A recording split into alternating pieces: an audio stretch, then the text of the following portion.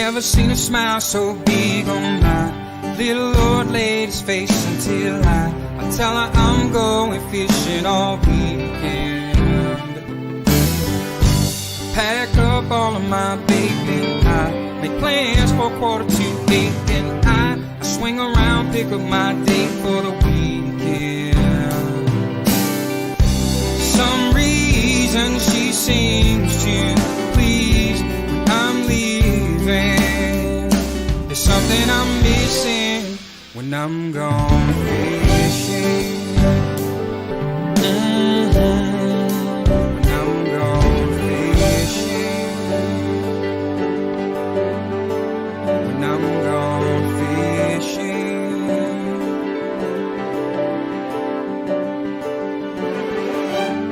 Yeah, baby. Yes, sir.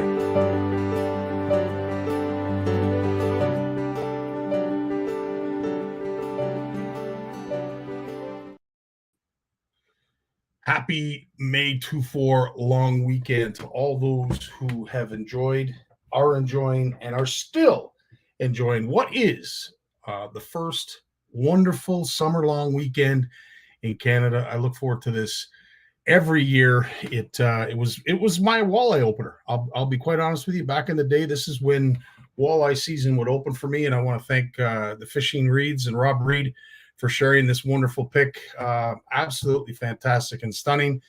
Hopefully your weekend resembled something like that. But yeah, this was walleye opener for me. It was May 2-4. We always booked a place somewhere up north, Nosponsing, Nipissing, wherever. But we'd call this opener. It always used to seem to fall on either the opening weekend was the weekend prior or the weekend that we got up there. So hopefully you guys are enjoying a great walleye opener in the north, enjoying some great fishing near the south, east, west, and wherever in Canada you are fishing. We're glad to see you tonight. And we don't want to take you away from it, but we really do appreciate those who come. Like Lloyd, how you doing, my friend? Corey's in the house as well. Always a pleasure to see you, my friend. Jim, thanks for all your comments and engagement. Really appreciate what you do on our site, as do I with you, Lloyd. Tony's in the house. Tony, I was meaning to get down to that smokehouse this weekend. Unfortunately, it didn't get in the card, so I'm hoping to get down there this week. But thanks again for that. I will make sure to take a picture, make a post, and thank you accordingly.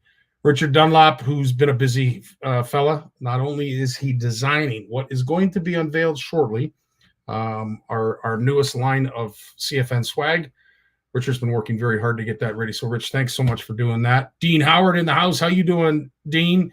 Mark's been out fishing. Thanks for joining. I don't know where you find the time, Mark. You've been out fishing here, there, and everywhere, dude. Happy to see you tonight, but are you tuckered out? You must be tuckered out from a long weekend of fishing. Gaster, is that guess? I can't pronounce that. I need your guidance on rice so I can get my group back on the lake.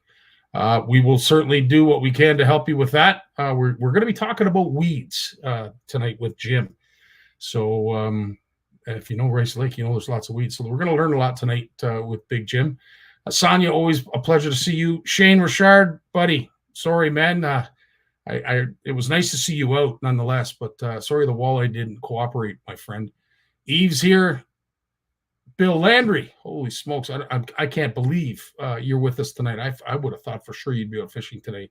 But nice to see you, my friend. Really appreciate you showing up. And, of course, Sparkus, who's been busy. You've had lots of charters. I've seen lots of pics, lots of happy folks, lots of smiling faces.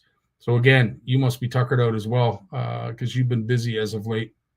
And all those who haven't joined us or are going to join us later as throughout the week, folks will revisit this live and get back to it. I really appreciate that.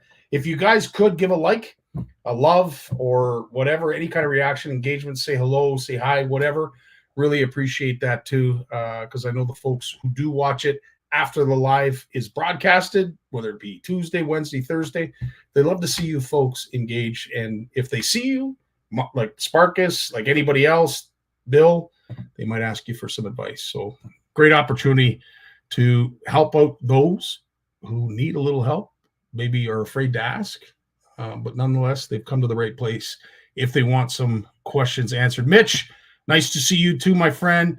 Scott McKenzie's in the house. How you doing, buddy? Warren. Oh, buddy. We are going to be talking about Horwood Lake Lodge in just a sec. Larry McDonald, we got your walleye pick, dude. It's ready for Wednesday, so keep an eye out.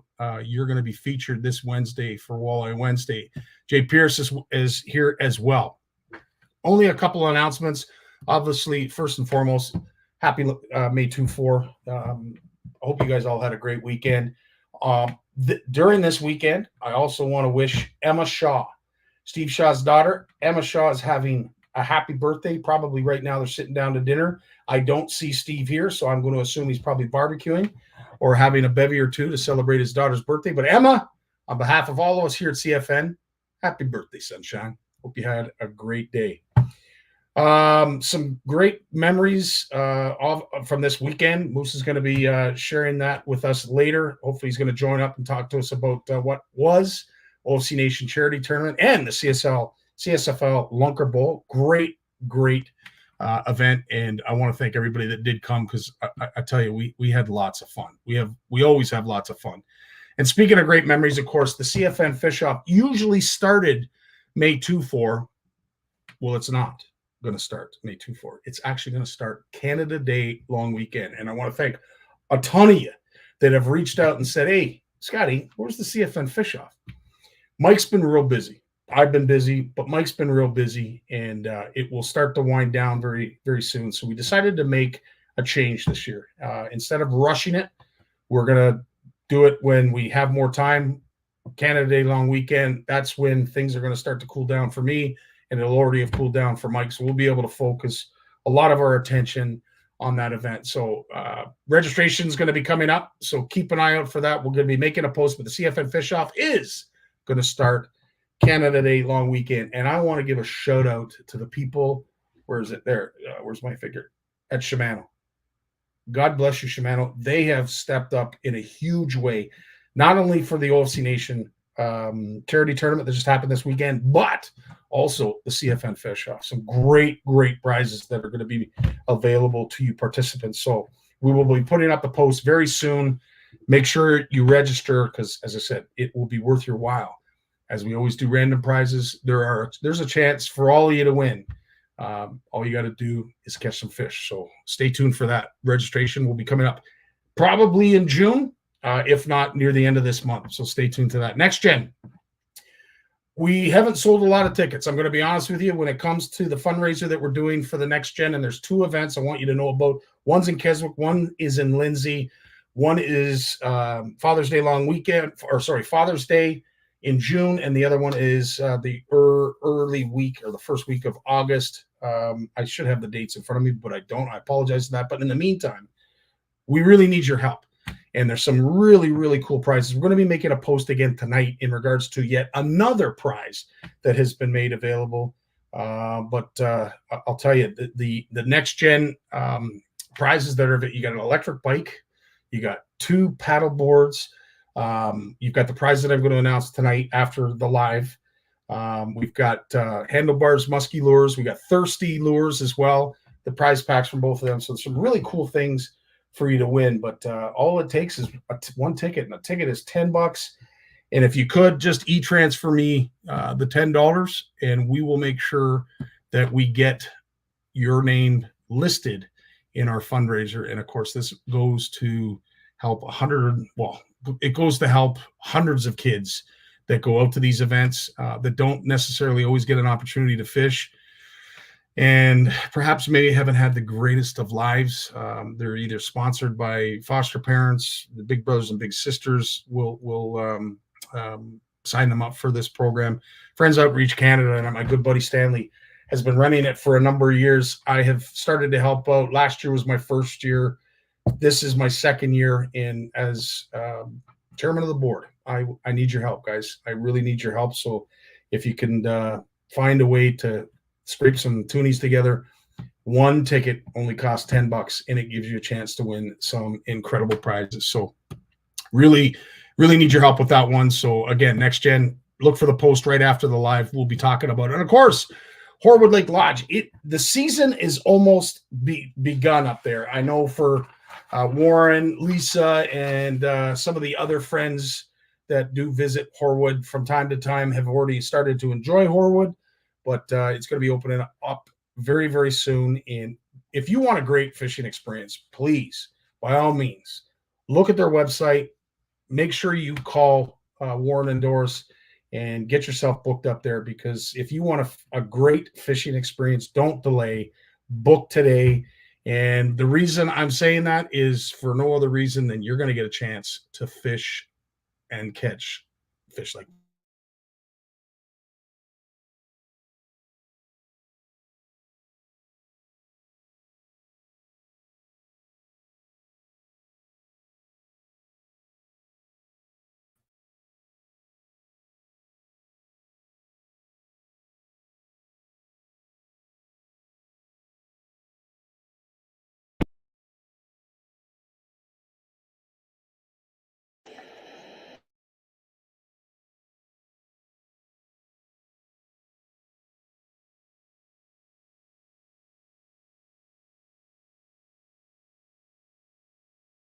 Sorry, folks. We had a really bad thunderstorm go through here, and it really wreaked havoc on all of the Wi-Fi and hydro. We did lose hydro just before we went live, so it might be just the after effects of that. So I apologize if it isn't as crisp of a show as normal, but Mother Nature, she plays havoc when she wants to, and she does some wonderful things that we're going to talk about later. Of course, Camp McIntosh has already started their season. You've already seen some Monster Mondays promoted on the page, but I just want to pay attention to this, because there is virtually, well, I shouldn't say that. There is still a few beds left, but they're going quick. I just talked to my son. I told him he's got a call to make sure he books his spot. But as it is right now, I can safely say there are 6 spots left, 4 of which are in one cabin. So if you and a buddy, or perhaps a couple buddies, want to get your own cabin, by all means, reach out to Andre and Tracy and get your butt booked in a bed. All of what you need to know is right there on the post.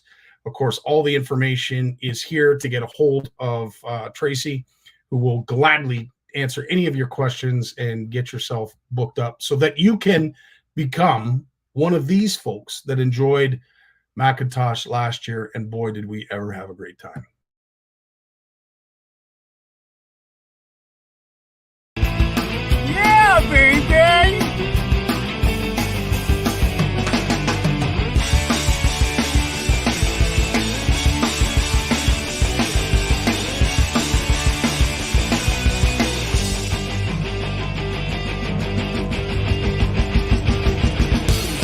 McIntosh 2023!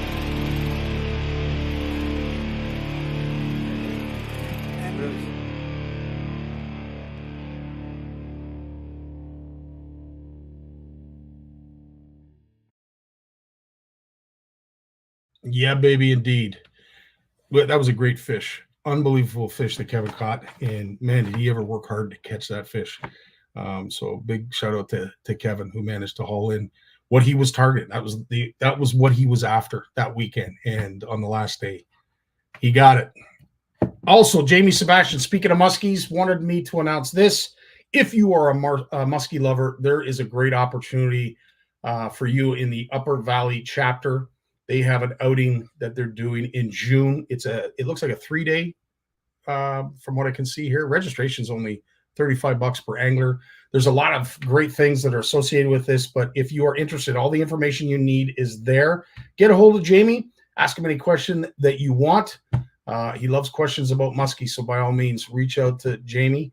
But it's a great opportunity. If you like muskie, if you love muskie, if you want to learn more about muskie, Jamie's a great guy to learn from. He's a great teacher. He's got an incredible heart and lots of passion. So by all means, reach out to him, and hopefully you get a chance to either catch your personal best, or learn a little something you didn't know about muskie.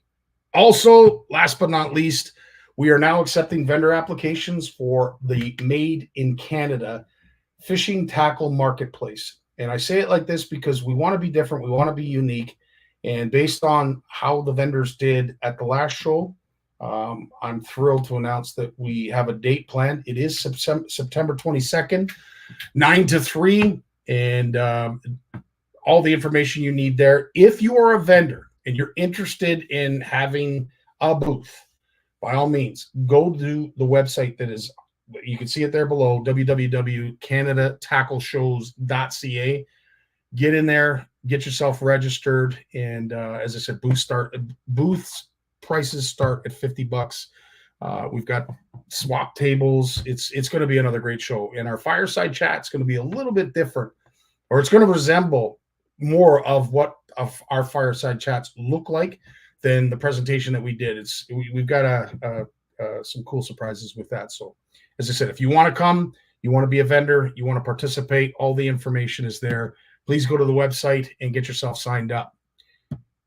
After this, it's Big Jim. And there's one thing that we have to play before. And this, I don't even know what we got to come up with a catchy name. Folks, I don't know. You got to help me with this. It's Jim's intro. But is it his anthem? Is it his theme song? Or, I don't know. I'll let you guys decide. But in the meantime, Big Jim's coming up right after this.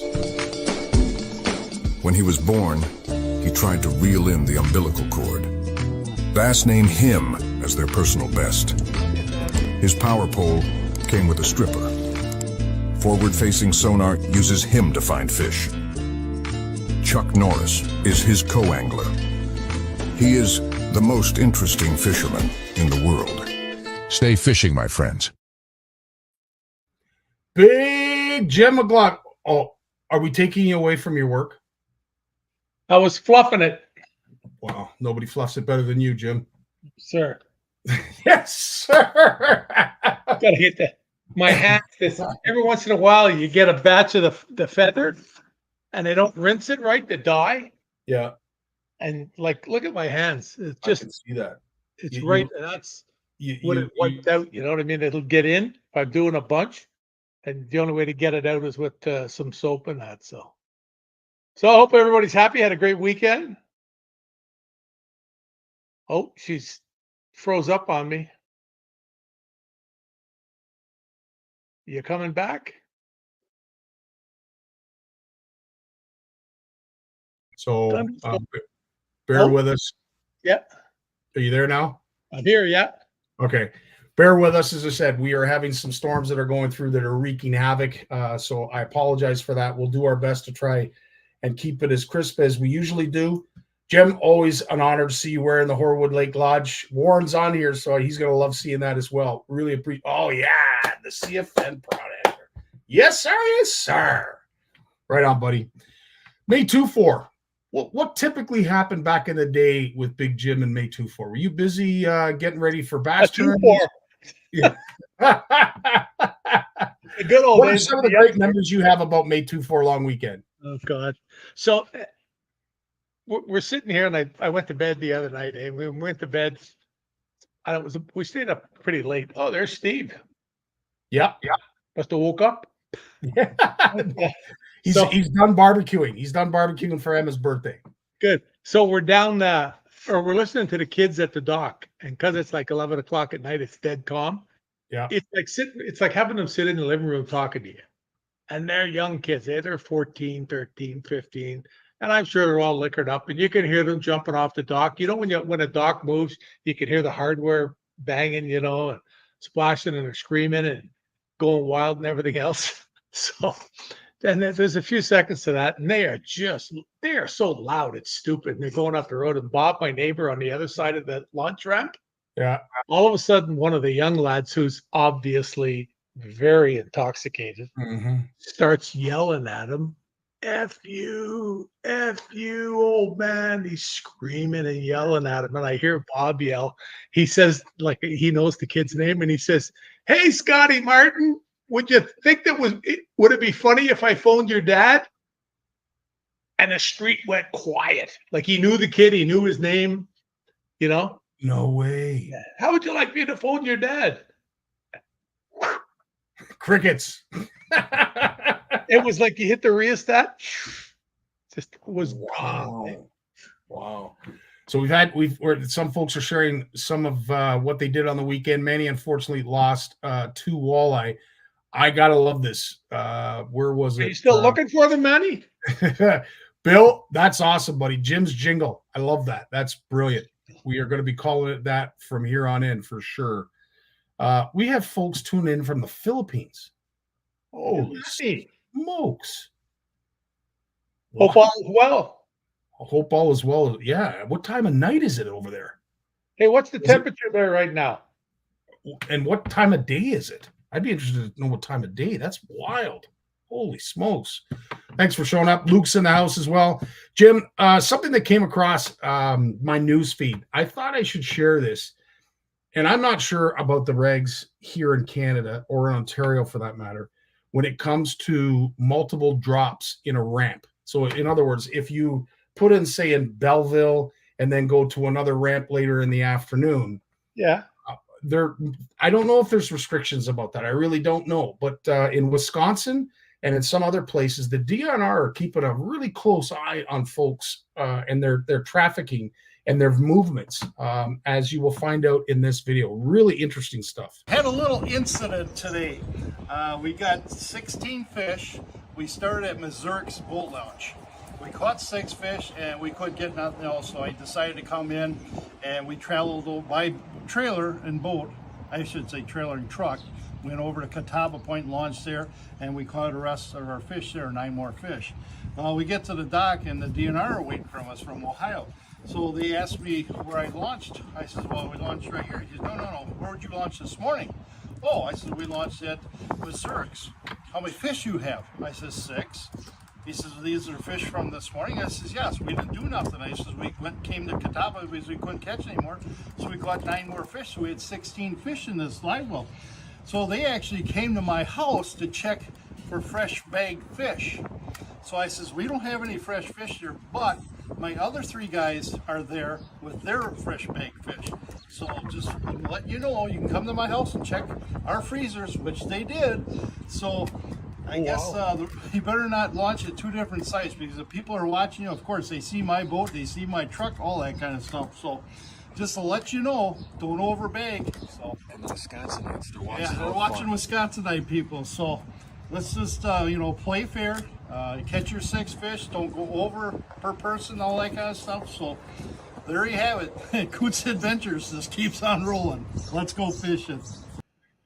Let's go fishing, but yeah, make sure you're mindful. What they thought he did was he caught fish, brought them home and dumped them, and went back and got more, so he would have been over his limit.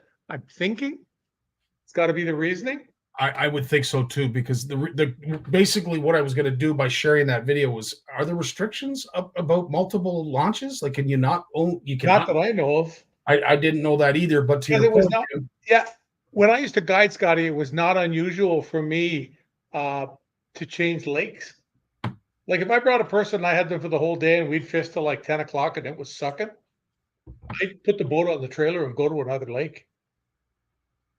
I would go to another lake, or a few times on the Big Rito, I've actually put the boat on a trailer and gone above the lock into the Westport part there into Little Rito, or some people call it Upper Rito. Technically it is Little Rito. Yeah. But I would go, change lakes, change places, but I didn't have to deal with keeping fish because I didn't allow that. Steve, you bring up a great point. Possession limit is possession limit. You're 100% right, and I think to Jim's point, that's exactly what warranted the DNR to pull him over. But be mindful, because they are watching. So if you are traveling over into U.S. waters, keep in mind the DNR are watching you. So a good advice there. I'm finding out that it's morning in the Philippines. Ed is suggesting that it might be plus 35 in the Philippines. Gary De Silva mentioned it was 7:24. Needless to say, to all those who are watching from the Philippines, howdy from Canada and the Canadian Fishing Network. And this is the one and only Big Jim McLaughlin. Jim, we're going to be talking about weed tonight. You interested? I don't know, dandelions. I looked out the back here 2 days ago in the morning. Yes. And the lawn a couple of days before was beautiful. Mark was here and cut it. It was just, you look from the laneway here, down the hill toward the water, and it was just, oh my God, it was a picture for a postcard. And I look out and there's dandelions and everything. Looks like the friggin' looked like a ghetto. Like it was just scary. I couldn't believe it. Incredible. Incredible. Around, they seem to grow up 2 or 3 times and they're gone. What's it doing in the back 40 at your place? Is weed starting to grow in there pretty thick? Oh, or? I could hardly fish it this year. Is that right? Yeah, like it's frog water right now. So this is what we're going to talk about, because it's something that we haven't really discussed in great detail.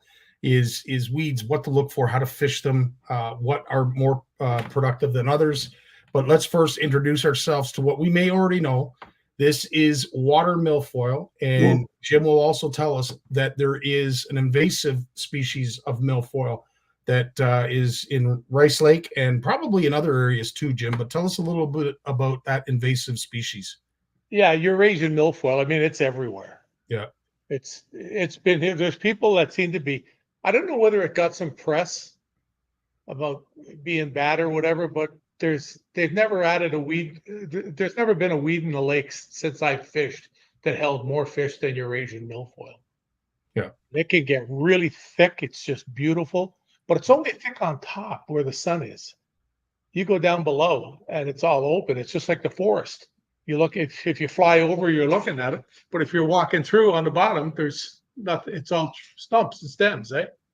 That's why when you catch a big fish or any largemouth in milfoil and you pull it up, you get all those strands of weeds.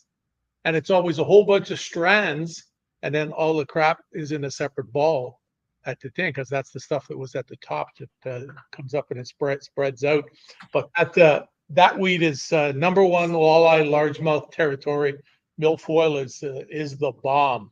Yeah, I have to agree. And most important is make sure you find the green milfoil. The brown stuff. Be green, and then if you want to take it to another level, Scotty, and it was something when Rocky and I fished, you could cruise around with milfoil. Like I said, that when I fished tournaments and when I was looking, I didn't fish much. I would spend more time looking with my eyes. And a lot of times if I was on a milfoil lake, it was just looking for red. And on calm days, like the way it was here today, you would see the red hue from like 100 yards away, and you get to it, and it's when it's flowering, and all red on top, and then you'd go and there'd be all ratty stuff and everything, and you'd look and you wouldn't see anything for 15 minutes, and all of a sudden, you'd see a big patch of red again, and we didn't have GPS, back then with that. So when you found something that was really good, you'd be stopping and writing things down that you could triangulate it. Yeah, you could get back to it, eh? So but it's really the key to it. And the stuff that was red, it was just the healthiest, and I'm sure it was producing the most oxygen. So there could be more life there than anything else. I'm not a biologist, but it makes sense to me. It makes absolute. And with the fish we caught, it just proved that the fish want to be there. Did you want to dust off your trophies at this point? Yeah. Okay, so we talked about water milfoil. Next up is what we all know as cabbage, but it is properly termed as collapsing leaf pondweed. Jim, so many different kinds. Typically, this is more a toothy critter. I mean, you'll catch bass in this, but the pike love this. Yeah, well, if it's all that's available, you'll catch everything in it. There you go. I had a day on Big Reno in Britton Bay where I found cabbage all alone. Beautiful broadleaf cabbage, a leaf the size of my hand, and just green. You'd pull it out and you'd bend it, it would go snap, like it would just break. It was like breaking a celery stick. It was so healthy and green, eh? And it was just absolutely loaded with fish. And not just a few big ones, there were a whole bunch of little, it had fish from like 1.5 pounds to 5.5 pounds. Yeah. Just a plethora of them. It was like ridiculous, eh? And I went back there 2 weeks later, and with cabbage, sometimes it seems to almost have like a lifespan on it. It doesn't seem to stay in that condition long. And I went back to it in a tournament. I mean, I overlooked all the great spots I have on the Big Reno, like the pile of rocks in the milfoil, the whole thing, because I wanted to go to this spot because I thought it was so close to the shore that somebody else may have found it. And I wanted to go to it first, and I did everything I knew to make the boat go faster to make sure I got there. I only had a half a tank of gas. I mean, it was just like, I wanted Rocky to swim over. I'd meet him there. Kick harder. Kick harder. It wasn't that bad, but it was close. But I got there and I pull up about 200 feet away and set the boat down, get up to the front, put the electric down. Beautiful morning. It's just got like largemouth written all over it. The day to me, I'm just vibrating. And I come up out of the 60 feet of water, goes up into 18. I hit about 15. I go, and it's all slimy. It had all died. It was all drooped, hanging down and everything, eh? There wasn't a fish. Well, there was one fish and a pike. I threw my jig in. I had to fish it anyway. And I made one quick pass on it, but I threw my jig on the deep side of it out toward the 18, 19 feet of water. The jig sunk down about 10 feet. The line jumped, and I didn't even, it was gone when he hit it. Like when I set the hook, there was nothing there. Wow. Didn't get impact. But it just, things like that. And that's where milfoil is not like that as often. Yeah. Yeah. Oh, it's a lot denser, and as you said, it has the bare spots. So we've talked about milfoil. We've talked about cabbage. What's next is another favorite for walleye, coontail. But of course, as Jim has said, it will hold any species as long as it's green, as long as it looks healthy. Coontail is another great canopy to hold fish. Yeah. Anything else you wanted to add? Yes. Oh, sorry, Scottie, go ahead. No. Anything else you wanted to add about coontail? Oh yeah, no. It doesn't go as it. You don't usually see coontail grow. It's just not the same as milfoil. Yeah. It doesn't seem to fill in. It fills in small areas. Like it gets really thick. Yeah. Like I've caught fish out of it. I don't think it's as good across the board as well. I know it isn't as good across the board as milfoil. I've just caught too many fish out of milfoil in my life. And speaking of other great places to fish, I know our good buddy Steve is looking forward to bass season or opening. And of course, water lilies. That this is a great area to throw topwater, especially a frog. We'll talk a lot more about that later. But Jim, anything else you wanted to add about water lilies and lily pads? Well, generally, it's the same old thing with lily pads. There's an art to fishing them. Yeah. You get the best ones usually have 3 to 4, I'd say 2.5 to 4 feet of water in them. I have seen some that grow in deeper water and are very good. But as I talked to, there's a bit of a science to fishing pads. You don't go in and whistle a cast to the back, catch a 2-pounder and drag them through the weeds or out through the milfoil or pads and watch everything else scatter away. You spook all the fish, stuff like that. You have to be methodical in the pads. Yeah, and it always seems to be the outside edges, mats within the pads. You'll look at it and you'll see a bunch of pads, and there'll be a big mat of chopped up milfoil and other weeds floating on the top that got cut up by boats or whatever it floated in. And it gathers up and it makes and you can actually, some of these places within those, when they hold, you'll actually see there's lines of different color. You'll look closer to the shore and you'll see brown, and then you'll see, like a lighter brown, then you'll see yellow, then you'll see green. And that's the amount of time it's been there, and it's dying and rotting. And it's and that's how you know how long that overhead cover has been there. And the longer it's been there, the more chance you have of catching fish under it. There's no ifs, ands, or buts.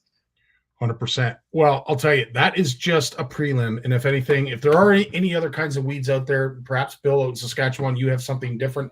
I did have hydrilla, and Jim brought it to my attention. It's not something that we have a lot up here, so we didn't mention that. But if there's other weeds that we didn't mention, by all means, throw them in the comments. Now that we've learned a little bit about what the weeds are that we're seeing when we're out fishing, let's get Angling Buzz in here to tell us how to fish them. And I'll tell you, I am now going to sit back and listen, because this video, I don't think anybody will have any other questions after watching this. These are my buddies. Key features that you want to look for, whether you're fishing for largemouth bass, crappies, bluegills, walleyes, are irregularities in the weed line. So I'm talking about where there might be a little cup in the weeds, where there might be a point, and then additionally, where you find bottom composition changes within those weed beds. So you might see on your depth finder where you get a stronger return. That's a change from maybe sand or mud into gravel or rock, and those are really key areas. This time of year we have a lot of cover that's made its way to the surface, so throwing topwaters and pockets can be a great way to catch bass and even muskies. Now by contrast, panfish tend to relate a lot more to edges at this time of year, and then for walleyes, they're often out in areas where the weeds don't quite come to the surface, but on that roll into the basin where you've got some weeds that are deeper. So catching fish in this situation really depends on their mood. Making contact with cover can be a key element for catching just about any of them. If I'm fishing muskies in heavy cover, heavy weeds, I like throwing a dive and rise bait, bumping into the stocks or bumping a spinner bait. If they're really active, sure, you can burn a bucktail over the top or a topwater. Same thing with largemouth bass. Frogging in heavy cover, yeah, if they're active, they'll bite it, but this is the time of year when you might have to dive right into the thick stuff to get those tough bites. And with walleyes, pulling a bullet sinker with a spinner rig over those deeper weeds, that's a great way to make contact, and try to get that bullet sinker to bump into the weeds. Let the fish know you're there. Get as close to the cover as you can. And with panfish, it's kind of the same thing with bass. You want to pitch into pockets, count that bait down just a few feet often, figure out where they're at in the water column when the conditions are tough.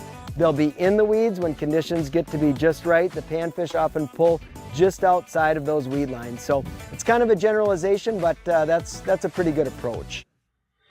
Pretty good, thorough, you name it. When it comes to Angling Buzz and the Linders and all their entire staff, whenever Jeremy's at Andy's show, we always sit and talk about weeds. That's all we talk about. Incredible. Constantly. Yeah, it's so true. And you know, if you notice right at the end there when he was going in and he threw his jig in just inside the edge of the weed, did you notice there was nothing and the weed just starts? You know, that's a weed line. That's the edge of it. And that's the most important part. And when you find it close to deep water, like if you put your back to the weed line and you can face the deepest spot in the lake. Jim needs a cold shower. There are other types of weeds, and there are plants that actually grow from down the lake bottom and grow up through, like reeds. I know Bill had mentioned reeds. Pencil reeds are killer. Yeah, pencil reeds. Pencil reeds generally only grow in a real hard bottom. And a lot of times they're around rock and there's only a little bit of silt in that and they grow in that and they're offshore. Mm-hmm. I've got some areas of that I used to fish when I guided. I would take my people to, and it was just incredible the amount of fish that they would catch on the right day. Yeah. Fish don't live in those pencil reeds. They go there to feed, because you can go to a patch of pencil reeds, a huge patch, catch nothing, and come back the next day and get a bunch of fish, and they'll be all over it. And they move in there because they're there to eat, and that's a huge difference. Good and point. Once again, when you get a patch of pencil reeds and they get that stuff in there, pow, it works. Yeah, I see Sparkus mentioned sandgrass, but see sandgrass up here. Yeah, another thing too is wild rice. Rice is killer. Up in Hearst this time of year, when walleye season first opens, I was blown away at how shallow they fish for walleye this time of year. It's you swear you're fishing for bass. It's no more than a foot deep. In some places, 2 feet is max. But you are literally pitching it into some of the most shallowest water during walleye season. I sell so many jigs to guys that fish walleye tournaments, and they fish this type of stuff. In fact,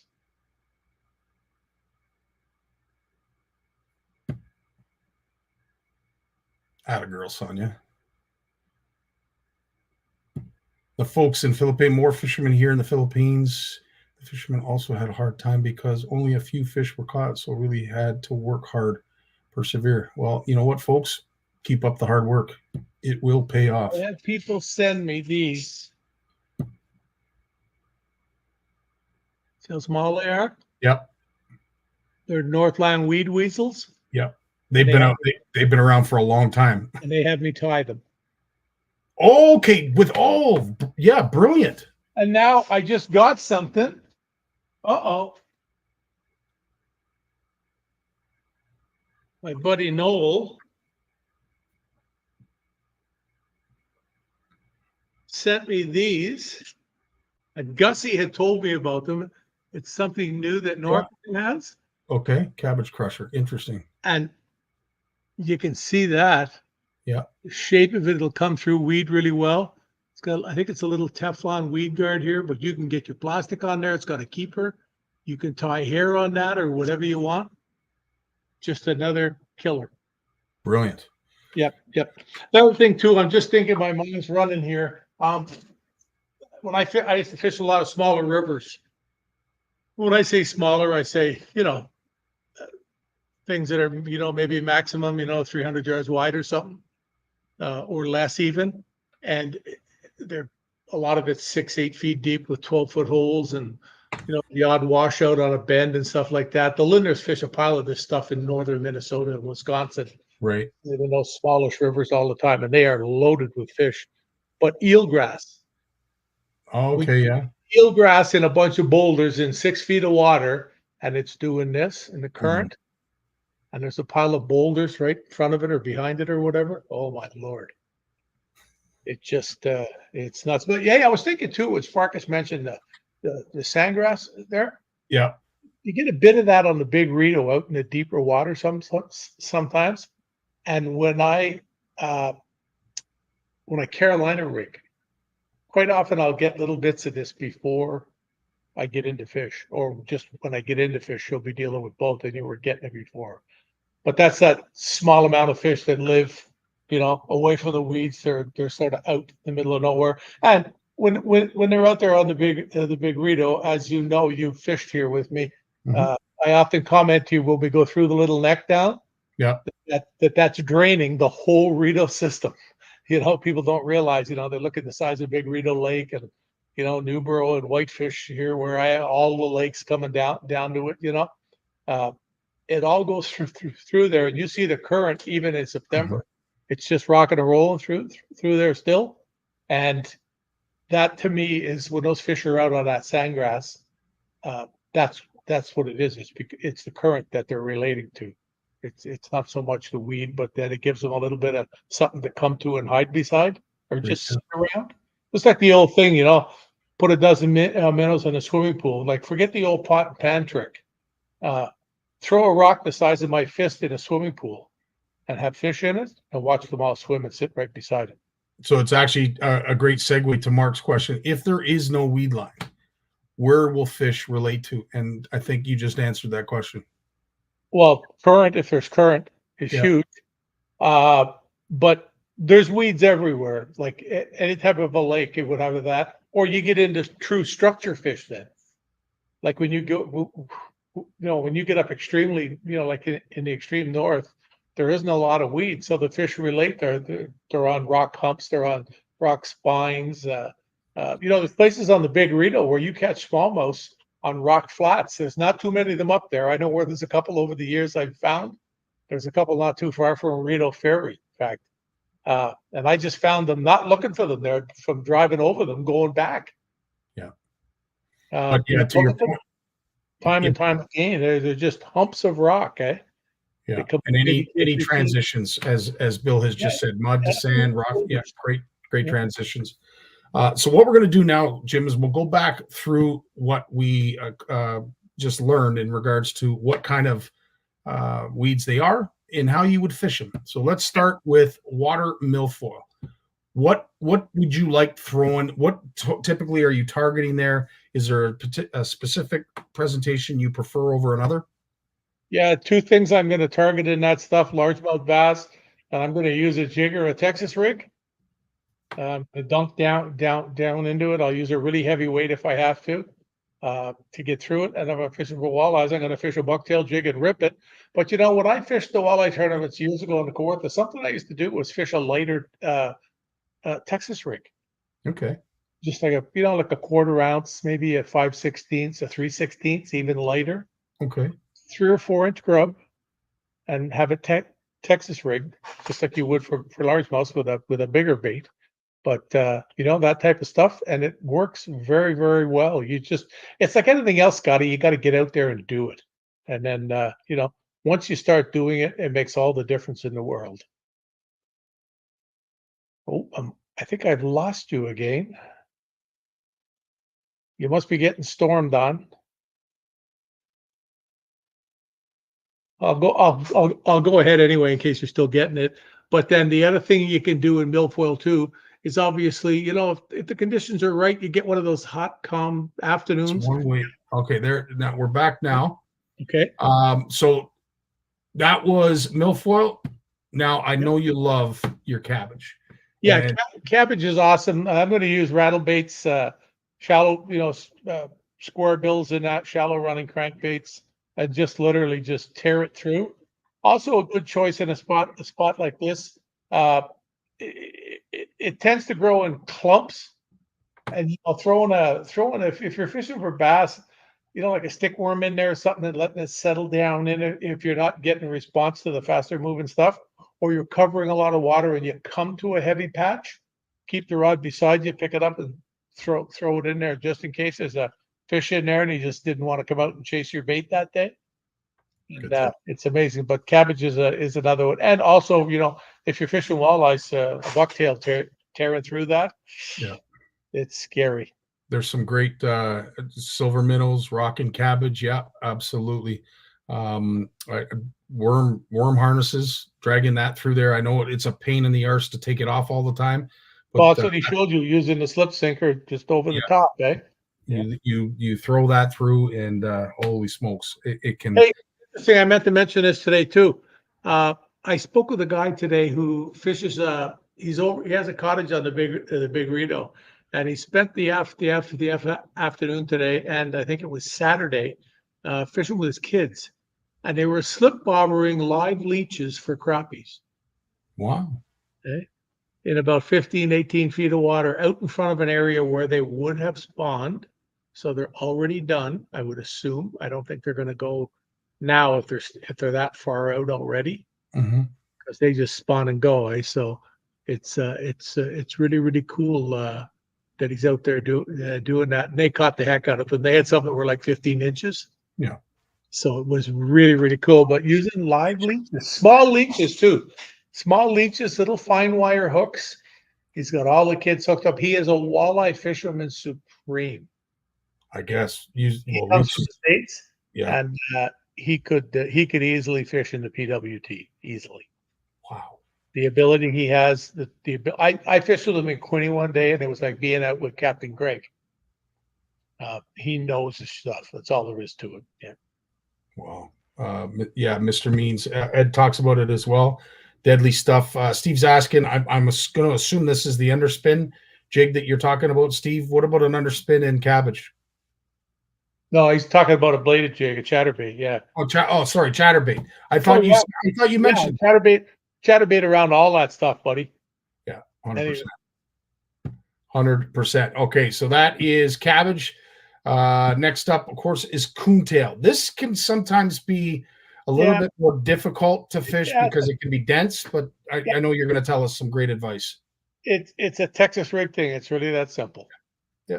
Texas rig thing. But the other thing with that stuff is too, you can also, you get the right day. The same with the milfoil, as I mentioned, when it was cut out. I'm not sure if it was going through or not. A day where it's almost calm, it's like 90 degrees, it's miserable. You don't want to be out there. Fish are cold-blooded though, so they don't know that it's hot. True enough. They don't feel bad when it's hot. Actually, the hotter it gets, the hotter the water gets, the more they have to eat. That's the whole thing beside, about it. And sometimes on those sunny, calm days like that, a big topwater bait, like a big super spook or just some type of a lazy topwater, a buzz bait, just reeled over the top, just as slow as you can get it to go without it sinking. Okay. You just hear the plop, and it's just staying above the surface. And that type of stuff will give you, you're not going to get a lot of bites, but if you do, they're usually pretty good fish. And then last up, this is going to be Steve's favorite topic, of course, is the lilies. All lily pads. This is frog. If you like to pitch frogs, this is your forte. This is your wheelhouse. Anything else that you typically would throw in this kind of situation, Jim? Yeah, weightless plastic. It's like that. A lot of the same baits that you would fish in the regular areas, but with a weight. Texas rigged, but not have the weight on it, just the bait. And then frogs, I mean, frogs are second to none. I'm not sure. Dang, I had something here. I don't know where everything got. I've been playing around and moving stuff, and there's a bonus. I knew I had seen them. The good old horny toads. Okay. Yeah.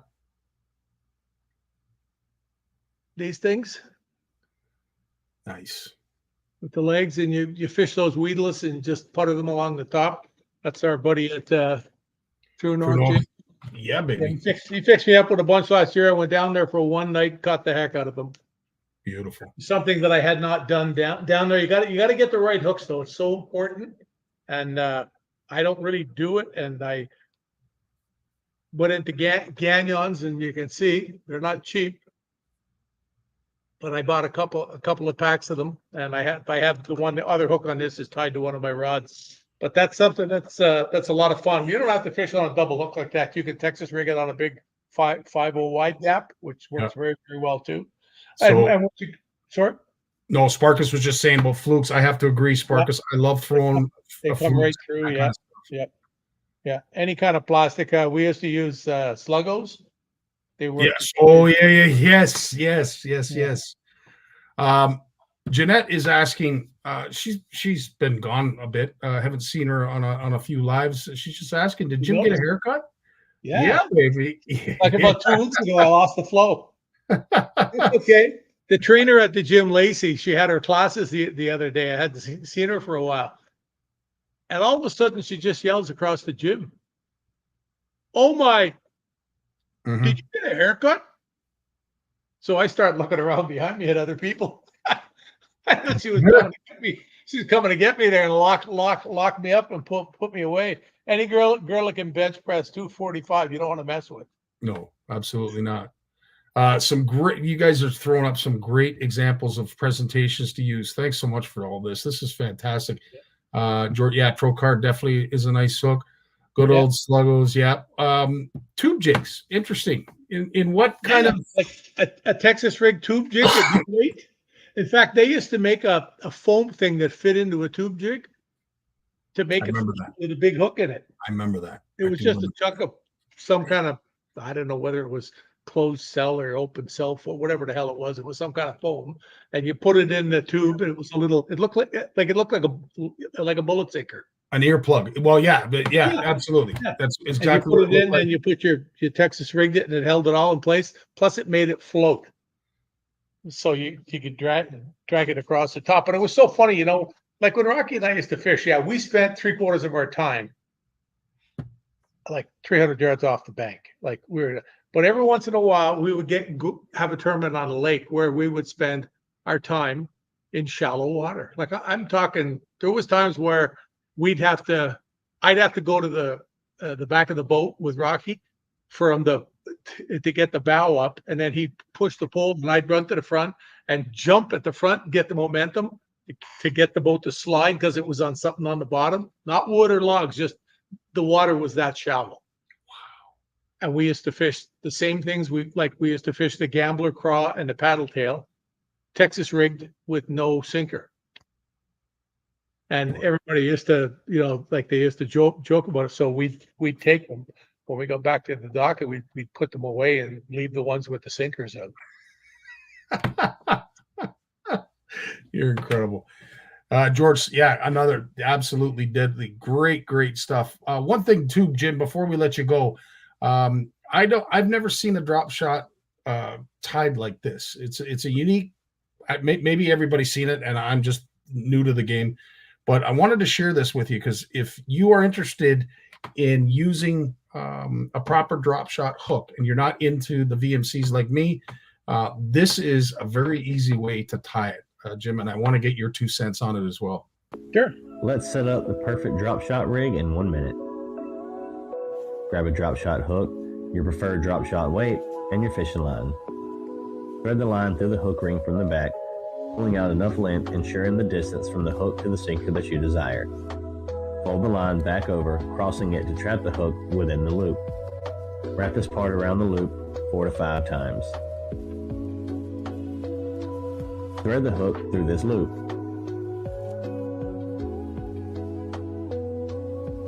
Slowly pull both ends of the line to tighten the knot. Tie a knot at the end of the line, threading it through the loop with the drop shot weight and cinching it up. Throw your favorite soft bait on the hook, and there you have your quick and perfect drop shot rig. Now, am I just I've never seen that. I'd pay good money to watch me try and tie that, but when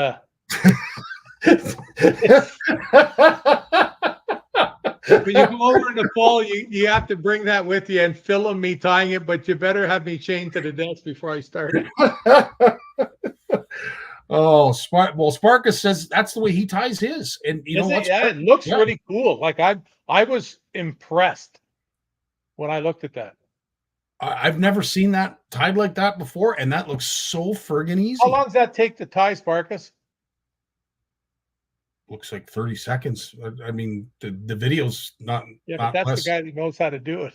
Yeah, it's true. I guess the real question is how long does it take to learn how to tie it? Is maybe the question. 30 seconds, Sparkus said. 30 seconds. That's 30 seconds, eh? Yeah, that's awesome stuff. Jim, as always, dude, our time flies with you, and we look forward to Mondays so that we can learn a little bit, share some stories, and just spend some time with a living legend. As always, Jim, thanks so much, and have yourself a great week, dude. Hey, yeah, you too. You guys all be safe out there. I'm going to go secure everything outside. There's a lot of red now, just west of Belleville, and it's purple too. So yeah, it's ugly. And you saw it's been wreaking havoc all night. We got Lawrence coming up right after a word from our sponsor. Jim, you take care, bud. Hang on. Yes, sir. Be good, kiddies. Peace.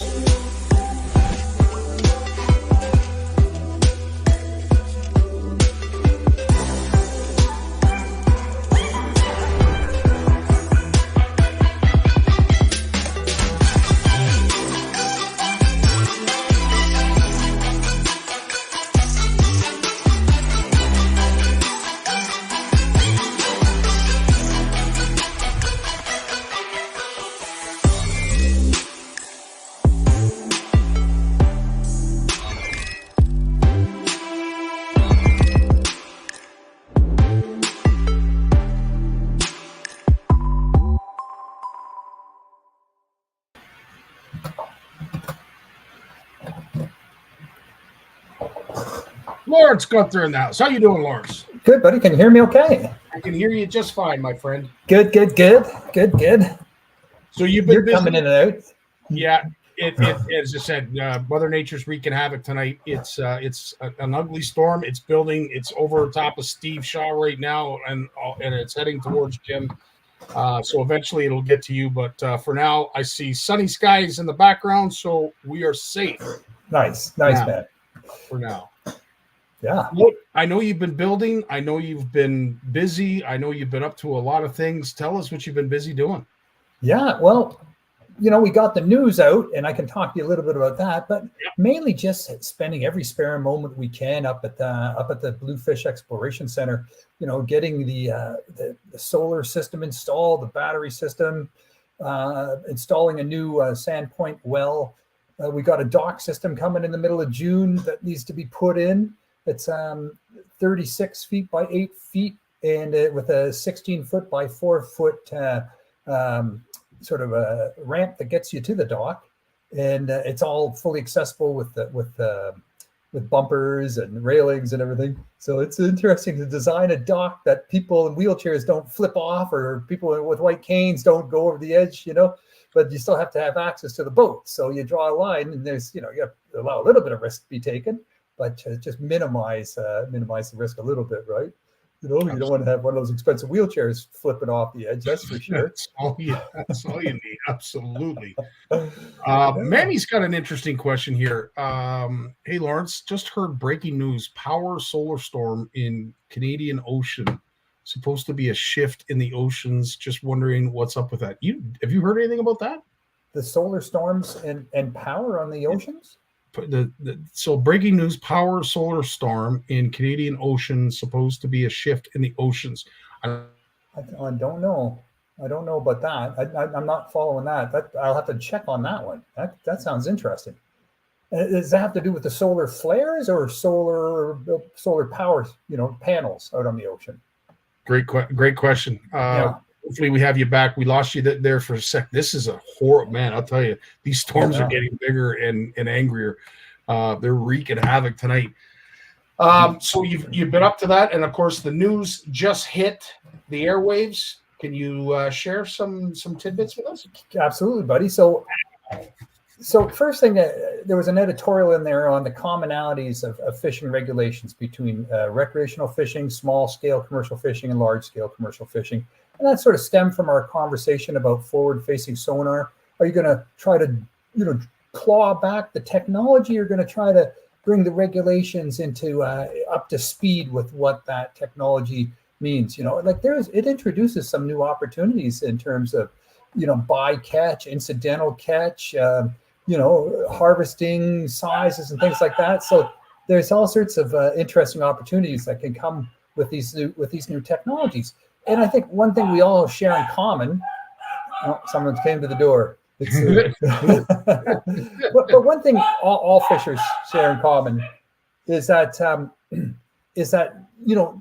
when you're out fishing for a living, and there's storms, and you're trying to get your quota, and you're trying to catch your limit, and you're trying to make it back to the weigh-in station with your prize fish, you'll take risk, right? You take risk for the check. You take risk for the pride it can bring you in terms of recognition as a great fisher.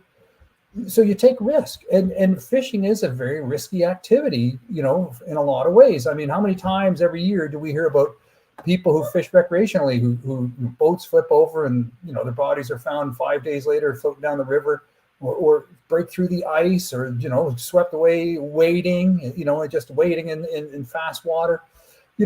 Commercial fishing is equally deadly, and so having technology that can make us more efficient, and we all want to spend time on the water, but we want to spend quality time on the water. And if you're trying to earn a check and earn a living, your quality means efficiency, and it means catching fish.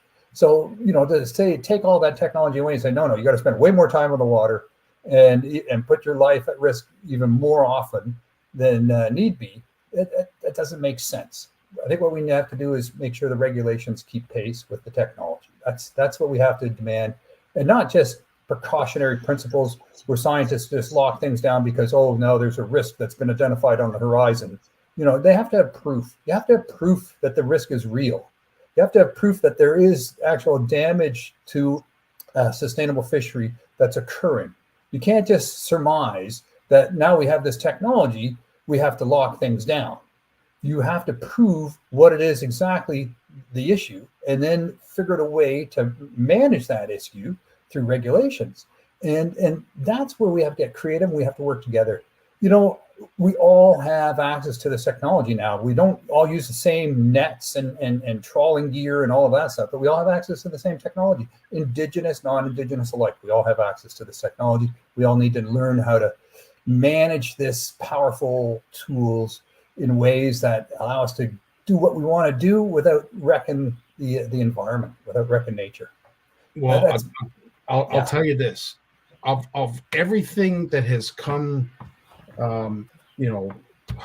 through technological advances, there has been nothing, and boats, outboards, trolling motors, fish finders, nothing has put the fear into anglers like forward-facing sonar has. No other technology has created such a wave of controversy as forward-facing sonar. So my concern is it the technology that's we're concerned about, or are we fearful that our anglers aren't going to follow the rules? What's the controversy? Are the rules still applicable with this new technology? Right? So and I will have to say we've discussed that long before forward-facing sonar even existing. But the fact that now this is becoming more of an emphasis, that we really need to look after this. I'm just concerned that are we starting to lose faith in our anglers following the rules? I don't think so. I think more than ever, we know anglers want to follow the rules. Like, you look at social media, right? And you look at, the vast majority of posts around fishing and rules, and even in commercial fishing, it's about following the rules, right? It's about, not plundering the ecosystem out of greed. It's or getting tournaments illegally. You know what we think about people who break the rules to win tournaments? It's the same thing what people think about people who break the rules out on the high seas to get bigger bags and catch illegal fish.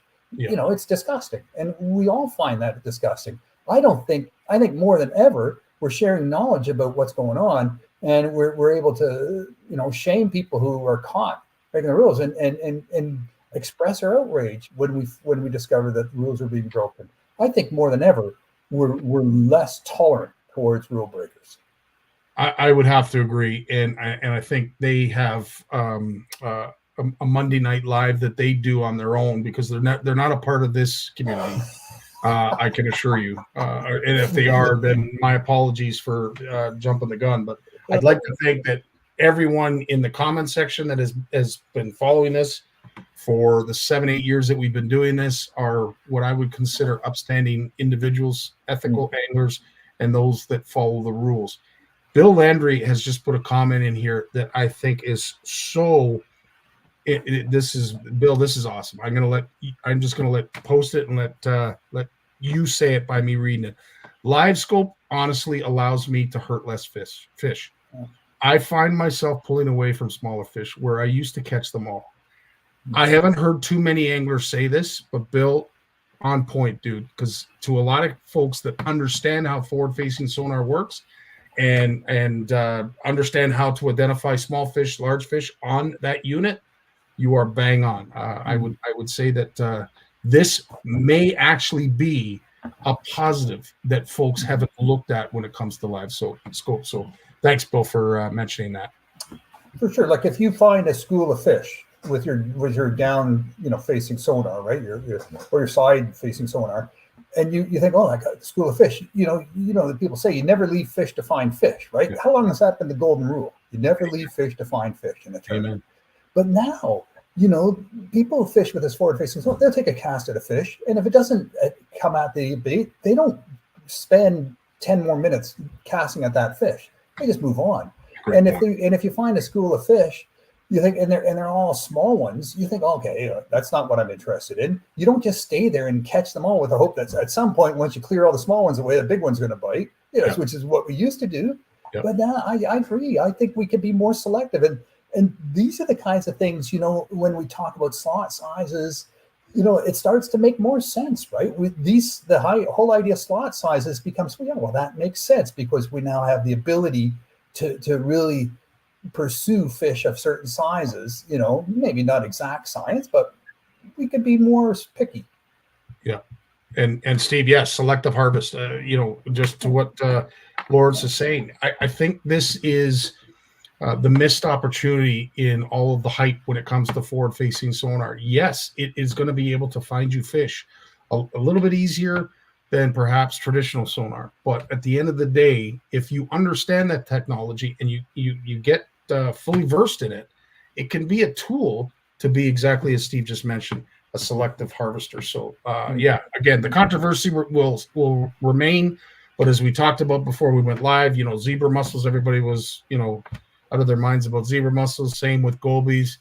And what has been a positive or what has been a negative in the outset has certainly turned into a positive with the cleaner water and the abundance of forage for our sport fish. So let's not get too upset about it and look at it as such a negative thing just yet, because I think to what Lawrence is saying, we may need to revisit our possession limits now that we're able to find fish, but maybe now we can be a little bit more selective in those fish that we take home. So great discussion. I love this perspective. Thanks so much for this. Yeah, no, I think if we all start to talk about this, hey, it's not the technology. Let's just make sure our regulations are current, are science-based, and reflect the kind of technology we all have access to, right? And that's the message we got to get. No more incidental catching. I thought I was fishing for bass when they're or pike when they're bass, right? Things like that. It makes it more. You can be more picky. Hey, here's something about Newfoundland. So some of these rivers on the south shore of Newfoundland, the Atlantic salmon populations are dropping off, and some of the recreational fishers are starting to sort of speak up now, more and more, and saying, look, these numbers are dropping.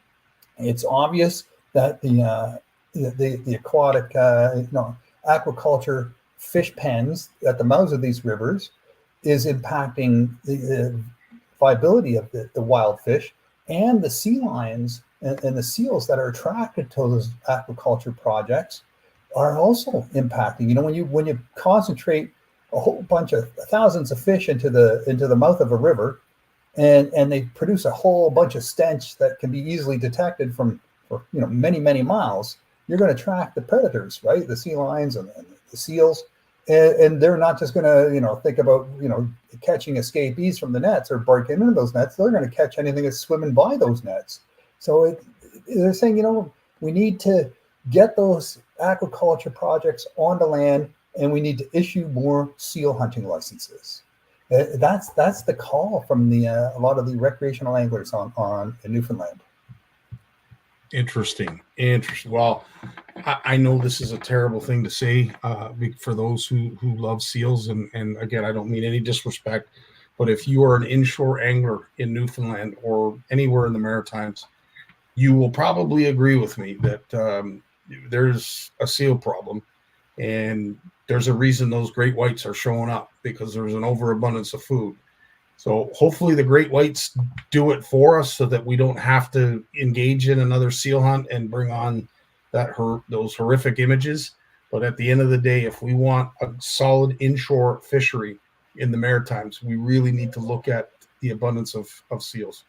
Yeah, there's no doubt about it. And it's not the only place where we see our wild salmon populations, being pushed to the point of no return. We see this on the West Coast. We see this up in Alaska and the Yukon. Yep. And, so DFO, they're looking at how do we balance commercial fishing activity with people's subsistence and recreational fishing needs. We're in terms of, near shore river fishing, when all the fish are being caught out in the ocean and there's no fish making it back to the rivers, and all the people that depend on those fish coming back to the rivers for a livelihood, for food, how do we balance that? So DFO is creating options, and they're consulting with the stakeholders. And can you imagine what's on that option list? I can't. I mean, I can't even imagine the discussions that they're having in closed doors. Oh yeah, that would be entertaining in itself. Yeah, they're having them. They're having them, my friend. It's Wow. happening. No decisions have been made, but the fact is, their options are being put on the table, and people are being said, "Look, we need to find solutions. So pick one, because what we have now isn't working." And this is democracy in action. You see it in the States, right? You see all along the coast of the United States, the National Oceanic and Atmospheric Administration and their National Marine Fisheries Services. They have specific advisory groups made up of commercial and recreational fishers who advise at a regional level on nearshore and offshore fishing, which is sort of what the federal government controls. Everything from 2 miles out, in the case of the United States, anything 2 miles past the coast is federal jurisdiction. So what's happening out there and how that impacts the people inshore and the river people who fish in the rivers and such, they're all stakeholders, and they have these very, very defined processes where the people are appointed to these committees, and it's quite a recognition, to be asked to join one of these committees, one of these advisory committees, and then the scientists come and present their information, and the regulators come and say, "Look, here's the quota estimates for this year. This is what we think, that this fishery in this region for this species of fish can sustain in terms of fishing pressure. How do you want to split it up?" Right? And they make decisions. So you got the head boats, the boats that are going out with recreational anglers, into the nearshore fishery and fishing off the shore. You've got the inshore fisheries, you got the commercial fishing. They're all represented. They're all there deciding, how this is going to work and looking at the science and trying to come up with new ideas. We're getting there. But we don't have this. It's not a, we have this with the in Ontario with the zone, advisory committees, and but we don't have it on the coast so much, and this is missing. We've got to get to get more of this democracy, more of this conversation. Where the people that are making a living from it are the ones driving the decision making. Couldn't agree more, dude. Couldn't agree more. I don't talk to a lot of East Coast anglers, but the ones that I do, almost every conversation, that's what comes up. We got to do something about these sea lions. Yeah. So, yeah. So I got a bunch of stories on the eel, the American eel. So we've had the glass eel fishery that starts up now, and it's been banned for this year, and they just. DFO arrested 5 poachers from Maine, from the state of Maine, that came up to Nova Scotia and were caught fishing these glass eels, and they're going to be fined. And they just now also they intercepted $500,000 worth of glass eels being exported out of Halifax airport illegally. So they're on this, right? They're on this. And I'm saying all this because we're saying, why are we taking these people's livelihoods away from them? And then you think about the fact that in the St. Lawrence River and the Great Lakes, 99% of the American eel are gone. We're down to 1%. And now, even over in Europe, they're talking about putting in place a ban on fishing eels as well over on the other side of the Atlantic for the first time ever because of declining eel populations.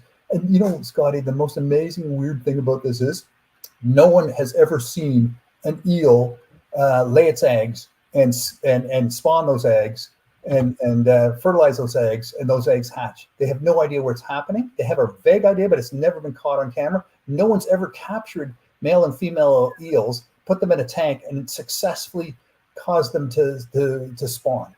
It's never been. Interesting. Well, listen. Over here, it may not be as much of a delicacy as it is over in Europe. And God rest his soul, my father-in-law, it was one of the most favorite things he enjoyed going back to Holland was the chip trucks that had the deep fried eel. He loved his fried eel. Never tried it. I'm not really sure I have an interest in it. But needless to say, these eels are very important to the fishery.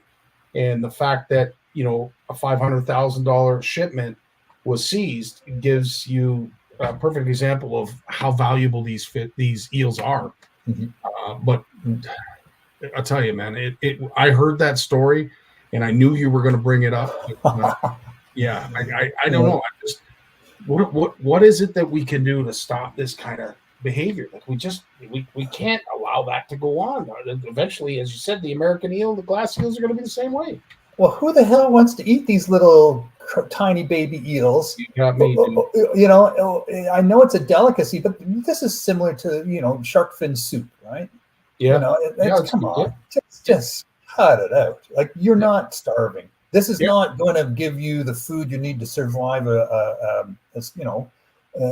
drought. This is just something that rich people eat because it's a novelty thing, like shark fin soup. Just smarten up. You take away the demand and there'll be less people. But as long as there's demand and less of these glass eels to go around, the price just goes up and up and up because the demand doesn't seem to be slacking off. They want it bad. We got to go right to the source, I think. We do. And of course, we shared that video about, some of the conflict, physical conflict, as well as gunplay and all kinds of things when it comes to these eels. So there is a black market for them. There is an underground element that is still fishing these for profit. So, I don't know. I'm glad that our Border Patrol or who it was that found this seizure. Good on you for finding it. But unfortunately, there's a lot of dead eels that are the result. So yeah. Hey, here's something interesting. Again, out on the East Coast, for recreational fishers, this has been a huge thing to be able to just go down to the wharf or out on a small boat and catch mackerel and bring it home and, take tourists out, catch mackerel and make your money, between lobster seasons. You've got your boats out there and bringing people out and making money every day, bring tourists out there catching mackerel. It's a sure thing. Well, a couple of years ago, they canceled all that because of declining mackerel population. Now they're finding out in the last 10 years that 2/3 of the mackerel being eaten and caught is from predators, not us. 2/3 of the mackerel being caught and killed are from predators, and i.e. seals, right? Okay, so how? Like, I mean, this is incredible information, but how do you figure that out? The scientists from the United States and Canada worked together doing this research and looked over the last 10 years, and I guess they're looking at, I have no idea, Scotty. Okay, so for us common folk that don't have the science or the schooling behind it, like, how do you figure that out? The 2/3 of the mackerel that are consumed are from predators and not humans. Like, how do you know that? Yeah, I know. And this says, can we bring back the mackerel population just by, cutting the fishing? Right? We've cut the fishing. There's no more recreational fishing. They can fish a little bit to get the fish so they can use it for catching tuna as bait. They're allowed to do that because when they announced the stopping of catching mackerel, the whole recreational tuna fishery on the East Coast went, what? How are we supposed to take guests out and catch tuna if we can't get the bait to catch the tuna with? So they allowed them to catch the bait. Just that was it. But it's obviously, it's going to take more than that. It's going to take more than just saying no one is allowed to catch mackerel to bring back the mackerel population. It's going down. And this to me is even more disturbing than the concerns that have been raised about the Great Lakes and alewife populations. When mackerel, the mackerel are starting to disappear. This is huge. Like, this is something that I think we need to be equally as concerned about from a freshwater standpoint in the alewife as we do the saltwater, because everything feeds on mackerel. Almost anything that is a mackerel are so near the bottom of the food chain that if their numbers are starting, that's not going to end well. Oh yeah. No, this is epic, and get a handle on this. Take care of the whole food chain. It's all connected. Figure out it's never just one thing. Don't always point the finger at the fishers as the problem. In this case, it wasn't us that was the problem. Yeah, we were contributing to it, but there's bigger problems out there than us. We know 100%. That now. Yeah. Wow, 100%. And of course, we're not doing much to help it, because the amount of mackerel that are harvested in the open water, I couldn't even begin to tell you the tons, the hundreds of tons that are caught each year. But very concerning. I will ask you respectively to keep us up to date on that, because that is alarming. Yeah, I got 2 stories left, and these are kind of weird ones. They're different, but how do we know if fish are sentient? And this is a debate. Sentient is, it's not, do they problem solve? Do they dream about their family? Do they kind of plan on what they're going to be doing for the next 3 days? And it's not about their intellectual ability. Sentient means they can feel stress, they can feel fear, they can feel happiness, they can feel sadness, they can feel being tired, they can be scared, they can feel content. It's those basic feelings, right? Not all of them, but most of those. That's what sentient is, that they have emotions, right? It's not just like a plant that just opens up when it's shining, the sun is shining, and closes when it's not. This is what is sentient? And now scientists, don't throw tomatoes at me or eggs just yet, but there's a lot of scientists around the world that are starting to explore this. And I don't think this comes as any surprise to people who fish, right? No. I don't think so. And I think it also doesn't come to any surprise to people who farm. The same thing. Look, for thousands of years, we lived with our animals. Almost the animals lived in our homes with us to keep us warm in the wintertime. The whole idea of a barn house, you shared your premise with your few cows and your goats and so on, sheep, and they generated body heat to help heat the house because it was all connected together. And everything was made of wood. So you wanted your animals to be content, because otherwise they'd kick the crap out of your barn doors and your sheds, and everything would get knocked apart. So you had to keep everything cool and cook with that. So you were always looking at the emotions of your animals and thinking, okay, something's going on here. We've got to settle this down. This is no surprise. But there's still some people who are fighting this, right? There's still some people who are fighting this and saying, no, animals are stupid and animals don't feel pain. This isn't about do fish feel pain. But I think we need to dig into this a little bit more. Like, what is sentient? Like, for me, I won't eat octopus anymore. They're way too smart, you know. And to eat one of them, it's like, no way, not doing that. Well, and you talked about, you know, that they're opening up the possibility of farming octopus. I'm not sure how that's going to go, but again, whatever. I think there's going to be some pushback on this for sure. I think too, you know, just the way fish are handled, right? You know, look, when I used to fish cod with hand lines out on the East Coast, you know, homemade wooden dories with the car engines in them, and the fishers who did this for a living, and I'd get 1/10 of the cut for the day, and we'd be out there 12, 14 hours. And these boats never brought ice. They had some buckets and some bins on the back of the boat, you know, some barrels and bins that you'd put the fish in, but you just caught the fish, dropped them in the bin, and got back down there as fast as you could and catch the next one. And then on the way back to the dock, the fish were all gutted and washed and then put back in the bins. No ice. It wasn't until you got back to the dock that they were put on ice.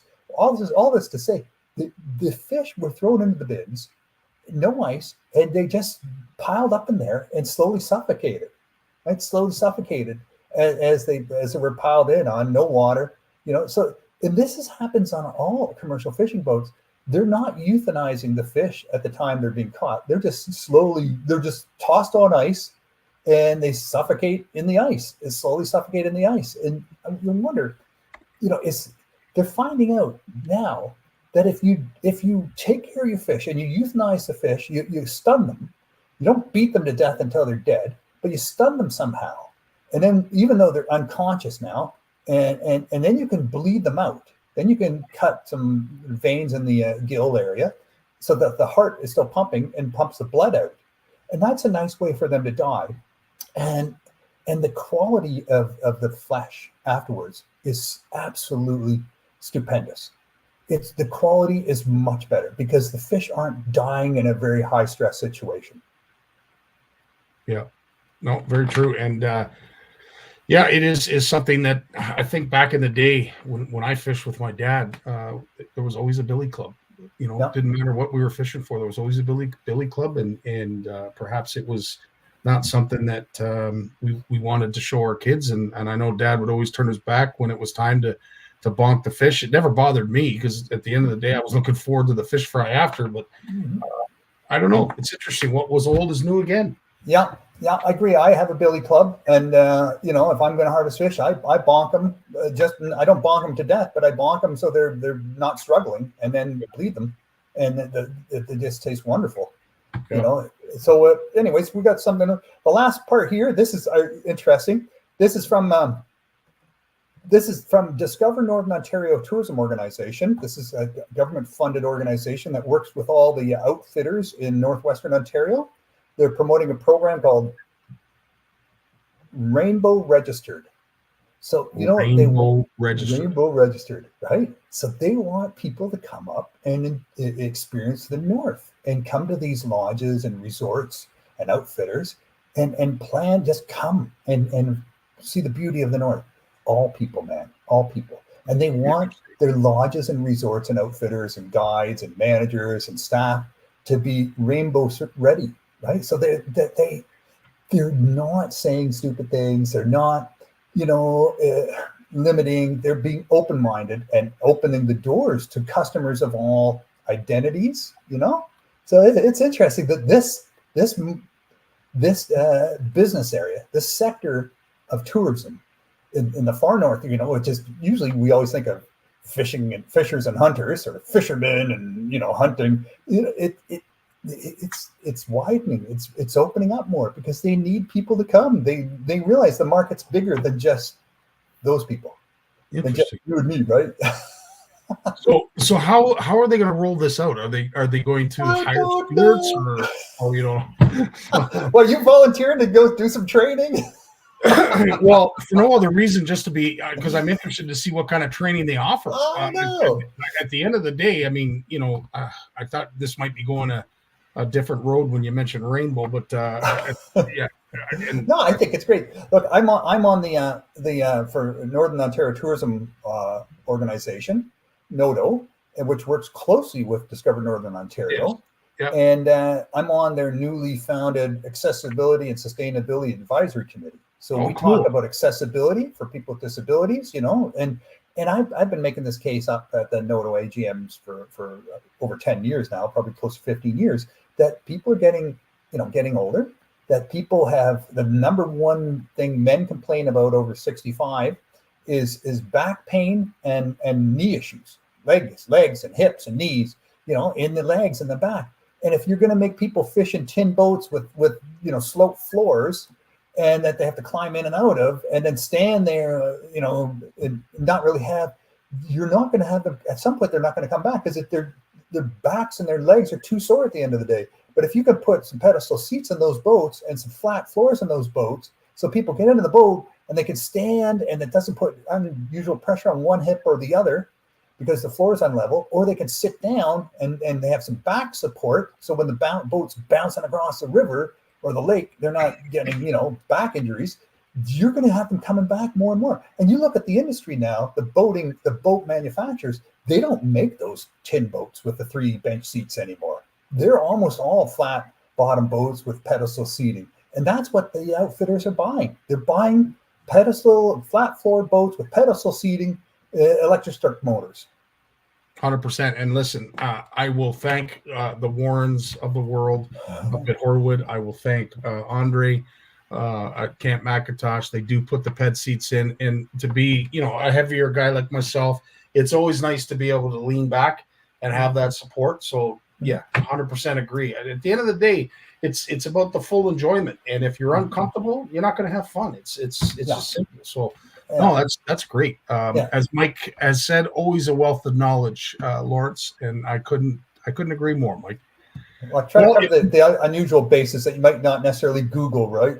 Yeah, 100%. Yeah, 100%. Yes, absolutely. Richard, Horwood Lake Lodge. What happened? Yeah. So, and as Corey said, it might not be just the older generation. It might be a younger generation too that's getting back pain. So, absolutely. Yeah. That's our lifestyle. It's our lifestyle, right? A lot of sitting. Absolutely. Sitting is the new cancer. That's what I've been told. Sitting is the new cancer. So let's not sit here any longer, Lawrence. All right, man. Well, but if you listen, there's been a lot that we have shared tonight.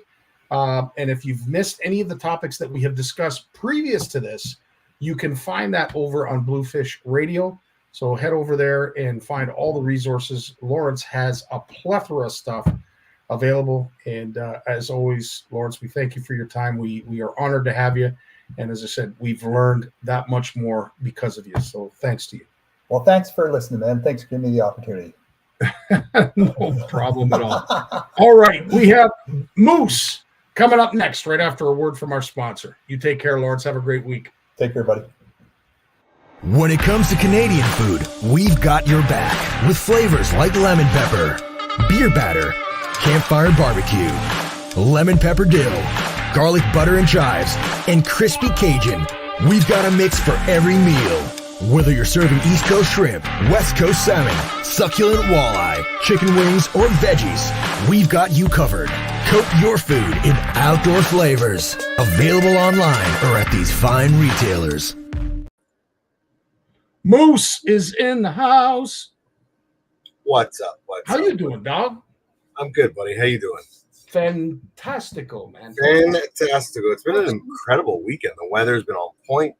We got out and did some boating and some tubing and some wakeboarding and some fishing, and it's been a fun weekend. And then we came home and did some landscaping. So I'm crisp. I'm tired. I'm sore. But you know what? It's been a jam-packed weekend. Benny, what's happening? Tony, what's up? Yeah, it's been fun, man. Mr. Bueller. Yeah, man. You're a popular guy, man. Popular guy. There's another gentleman in the background there. I just see his forehead. I see it, Andy. We'll bring him in a second. But did we want to talk first before bringing in Andy, or did you want to? You know what?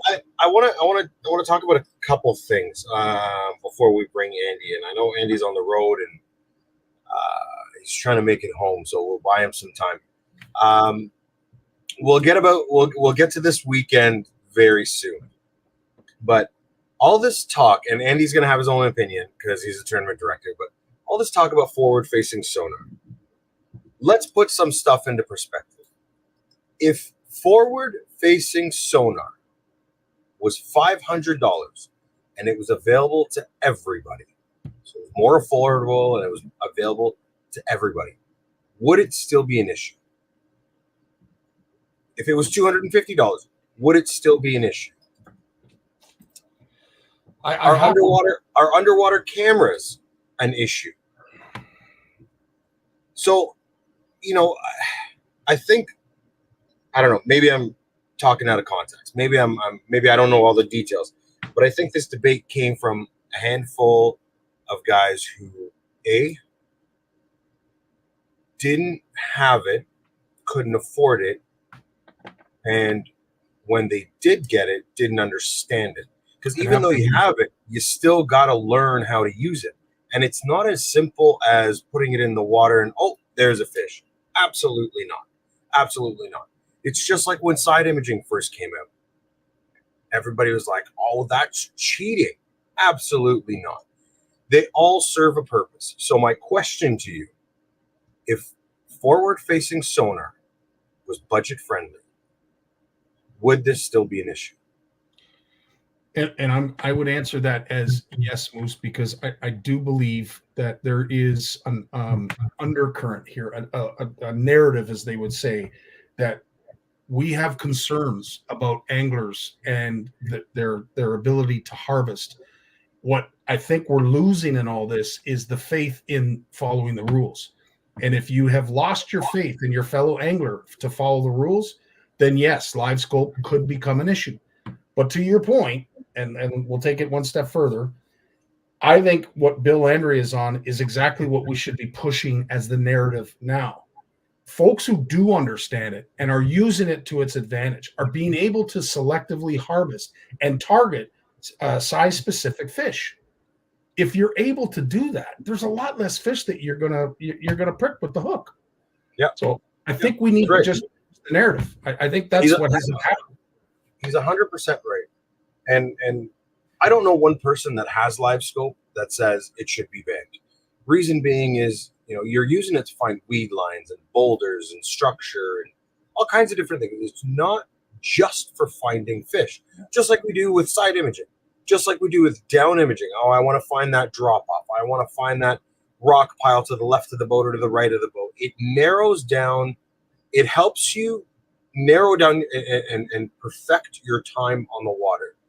Live scope, in my opinion, has made fishermen a lot more aware of what they're fishing for. Therefore, what they're actually catching may not be at a season, may be the right size, but from what I'm seeing, I don't see it being that big of an issue.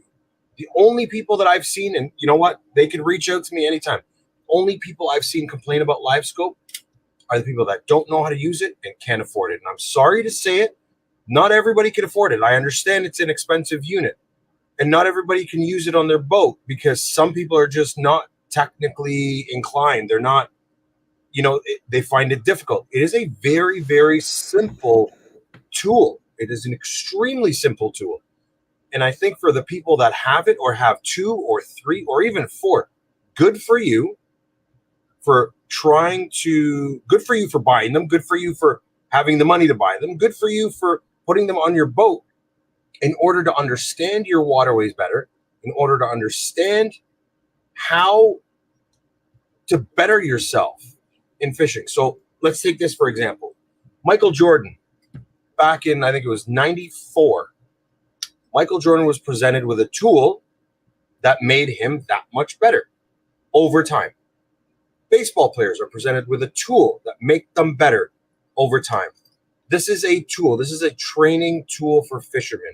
So if you're telling me that it's considered cheating or they're going to ban it or this, that, and the other thing, then I've got a long list of things that you should be banning. If a guy's got a 250 and another guy's got a 150, ban all 250s. If another guy's got a 21-foot boat and another guy's got a 16-foot boat, ban all 21-foot boats. I mean, this debate can go on and on and on and on and on and on. But me as a professional and others as professionals, if you have the tools and the resources to better yourself as an angler and you are going to take advantage of that, absolutely take advantage of that. Extra training, spring camps, you know, like you look at all the different sports that are out there. You look at mountain climbers. Are they going to ban a specific type of, you know, like there's just, you look at all of that. I think it's absolutely ludicrous. The fact that we're even having this conversation irritates the heck out of me, because companies like Garmin and Humminbird and Lowrance, they have put thousands and thousands and thousands of dollars into electronics and R&D and because that's what we've asked for. We love our units, make them better. We love our units, make them better. We love our, unfortunately, it comes at a cost. And the minute they provide us with something, we shit on them. And I think that's absolutely awful. Yeah. Tony, to your point, and I don't know if you're just trying to make light of it, but steroids is not a tool. And right, the effect that it had on the body doesn't even put this in the same category. But yeah, to your point, Moose, as I said, yes. Steroids is not a tool. But listen, I'll throw you on my boat. You can take the live scope and go fishing. And I could sit in a 16-foot aluminum and go fishing as well. And I can guarantee you we will end up with the same result. 100% we'll end up with the same result. And Moose, I don't understand, of all the technological advances that have come to the angling industry, how is it that this one has created such a controversy, such a buzz? I'm about to sprinkle a little bit of the fun on it, okay? So I'm going to share a screen. Let's see here. Where the hell do I share my screen? Those are the settings. Share screen. Yes. Tab. Share. There you go. Okay. Are you seeing what I'm seeing? Not as well as you, probably. Okay, so Omnia Fishing. JP told me about this just last week. This blew my mind. Okay. So if we're banning things because we're finding people are catching too many fish, this app blew my mind. Is this the one with water temperature? Dude, water temperature. Yes, I saw this. Yes. Bottom, like hard bottom, soft bottom, water temps, water clarity. Yes. Winds, radar, air temperature, storm cells, vegetation, depth contours, and bottom composition. All that information we are sharing on all of our electronics, whether you're Humminbird, Garmin, Lowrance. When you have some of these new units and you choose to share that information with the World Wide Web or out into the networks, this information. So when I go and I, do what do they call it? The Humminbirds, where you just make your own maps and you go back and forth and you create your own. Like all this information is being uploaded by other people. Like, so you can get real time water temperature. So I can be sitting at home, check the water temps in Sturgeon Lake, let's say, and bottom composition and water clarity. So look at all these different tools. These are tools. Look at all these different tools combined with all these other tools. Like, the possibilities are endless. You're telling me that something like LiveScope, okay, ban that tool. This should be banned. All wind apps should be banned. All bottom composition stuff should be banned. Like, I just find it ludicrous, man. I find it ridiculous. I find it that it's a group of people that do not see the benefit in something like live. Okay, AquaView. Ban AquaView. Tell me I'm wrong. Hey, listen, when Navionics first came out and you were starting to see anyone that had a smartphone start to download it, they were starting to pick up structures that they had never known were in that body of water. and they were able to target fish that they've never been able to target before from Navionics. And I had more of an uproar at that time with Navionics than I have about this forward-facing sonar. In fact, the whole thing about forward-facing sonar, I really don't have, a stick in the game or a horse in the race, because I don't have it. I probably will never have it. But I can't understand why it's been blown up like it is as a controversial topic. I just find so many it other things, so just funny. like this that you mentioned, that are just as essential. Dude, there's a clown out there who stirs the pot, and I'm fairly certain that he was one of the original ones that stirred the pot. I'm not going to mention his name, but let it be. Okay, I understand professional tournaments. I understand, guys, we're going out on the water once, maybe twice a week, maybe twice every 2 weeks. We want to make sure, we want to maximize the time on the water. We want to make sure our kids are having a good time. We're having a good time. I don't ever want to go out and get skunked. So I'm going to do everything in my power, whether it's an AquaView, Navionics, a Garmin LiveScope, anything and everything that I can do to better my time on the water with my family, my friends, or my kids. All it's going to do is push them to continue to fish. Because there's nothing worse than getting out on the water, casting all day, catching nothing. 100%. So are there for a reason.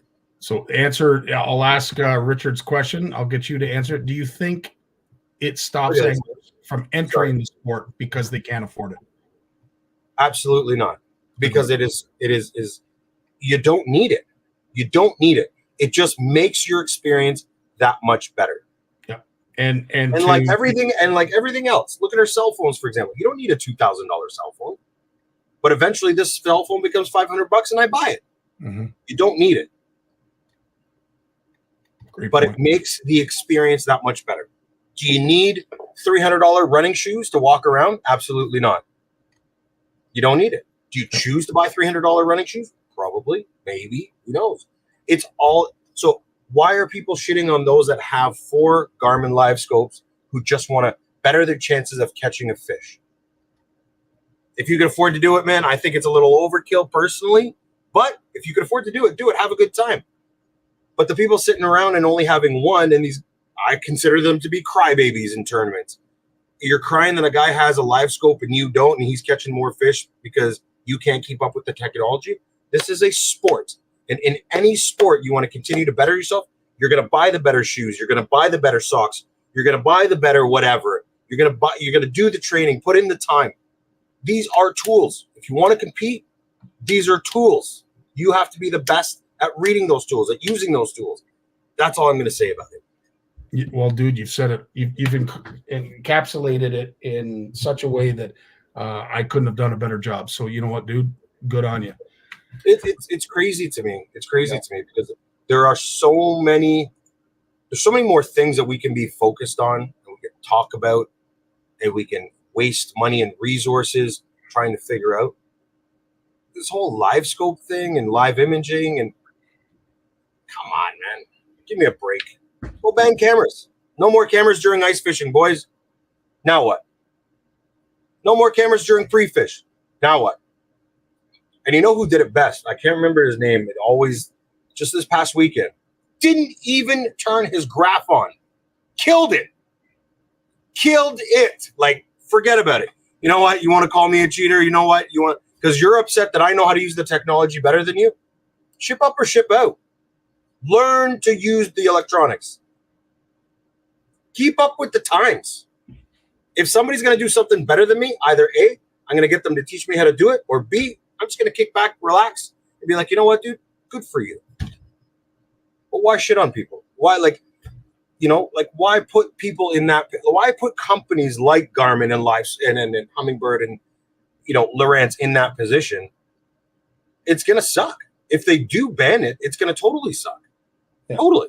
And I can guarantee you, I know handfuls of people that are like, oh, well, if they ban it, I just won't fish competitively. I'll just use it in my personal time. Doesn't bother me any. The only time I use it is when I want to find a weed line. Or sure, no problem. All I'm going to do is I'm going to turn on my side imaging. 100%. Or in pre-fish, I'm going to use my AquaView. over a 12-hour period, those fish will still be there. And if they're not there, they won't be far. Yeah. It's just another tool. Yeah. Rant over. Good. Well, you feel better now that you got that off your chest, Moose. Oh, man. Listen, I love Andy to death, but he has his own opinion on it as well. And he's chomping at the bit to get in here. I can see he's waving his hand. I'm interested to see where this is going to go. I think it's ridiculous. Ban trolling motors. Yes. If your trolling motor's brushless and the other guy's isn't, man, crybaby. Come on, man. 80-pound trolling motor, 120-pound trolling motor, 300-pound, whatever it is. 80 pounds is all you're allowed to use. Stupid. It's dumb. You're not allowing people to spend money within the industry. I think it's dumb. I think it's very dumb. Mm-hmm. Mm-hmm. I have to agree with you. I don't.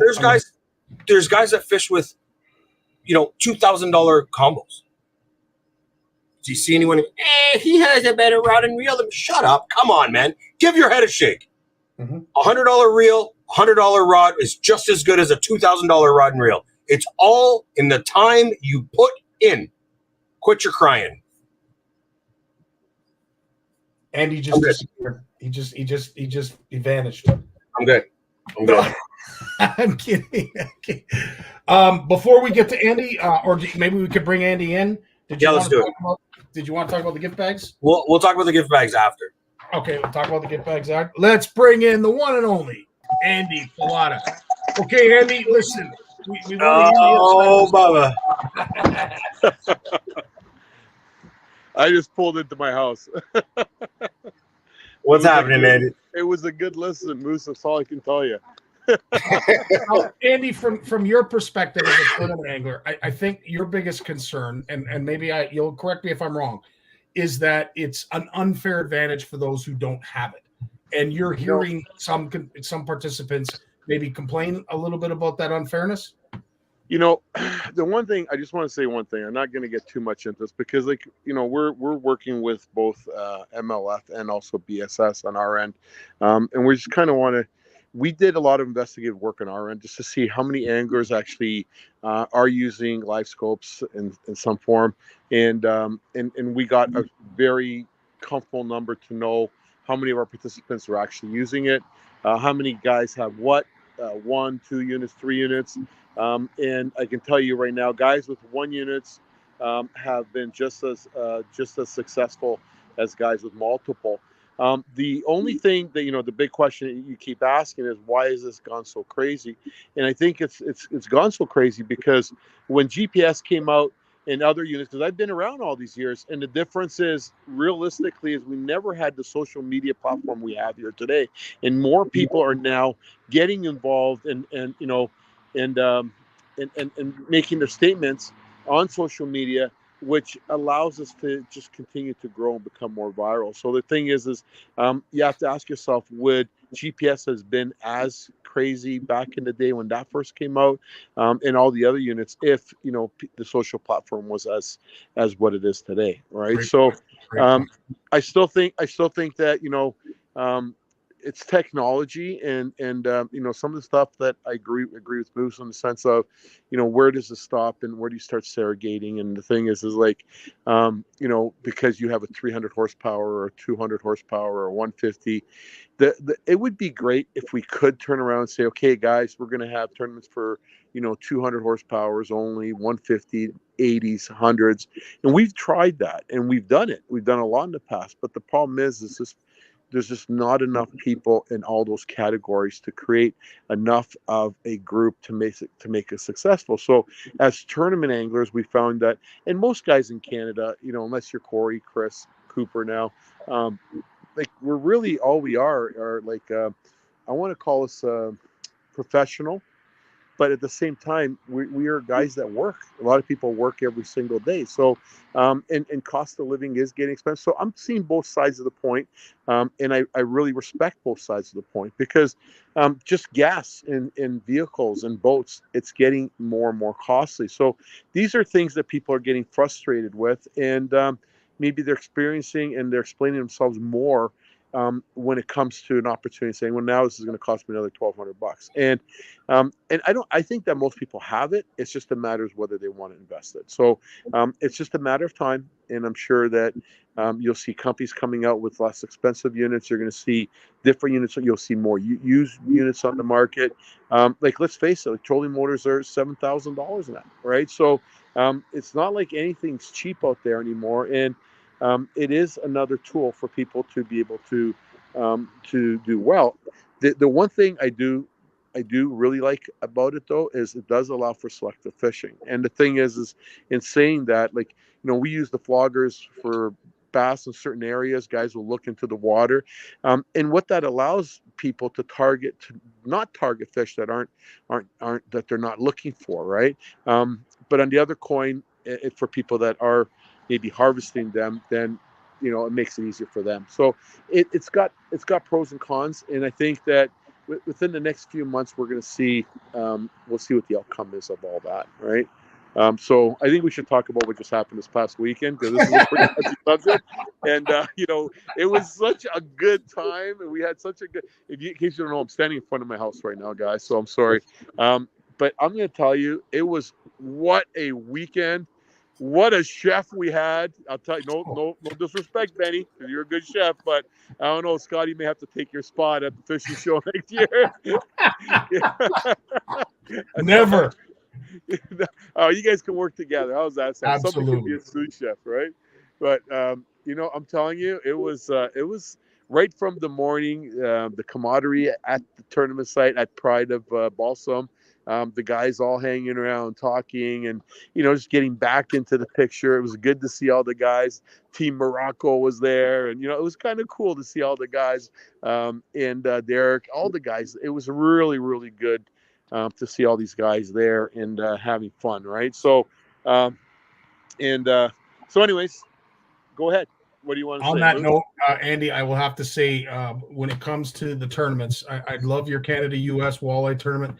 But I'll truly, the LunkerBowl is something that I will keep near and dear to my heart, because, as you just said, it builds community. And I think that is the focus that Moose and I have engaged in for you probably 10 years now, Moose, me 8. And to see it on full display with full bellies, lots of smiles, people having fun, sharing stories, that really was the championship in my eyes. So kudos to you for holding it.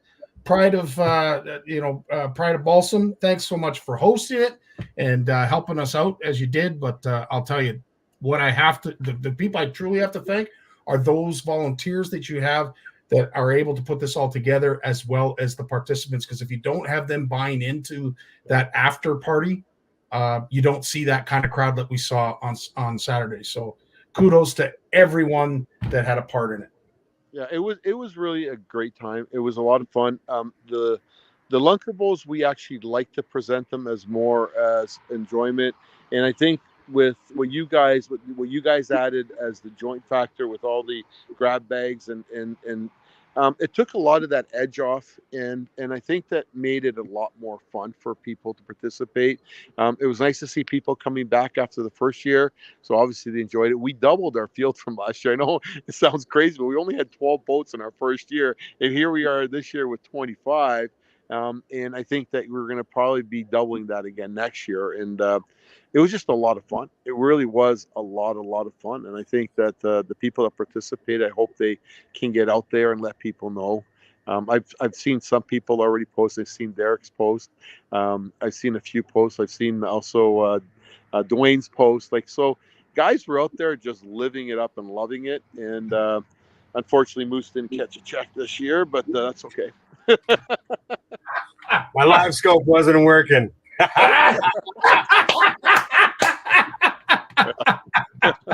It was working just fine. I just, no luck, no bueno. We had 3 fish. They were unfortunately all clones, 4 pounds, and 4.5 pounds, right? So yeah, it was fun. Team Morocco killed it this weekend. They took 2 hours, didn't they?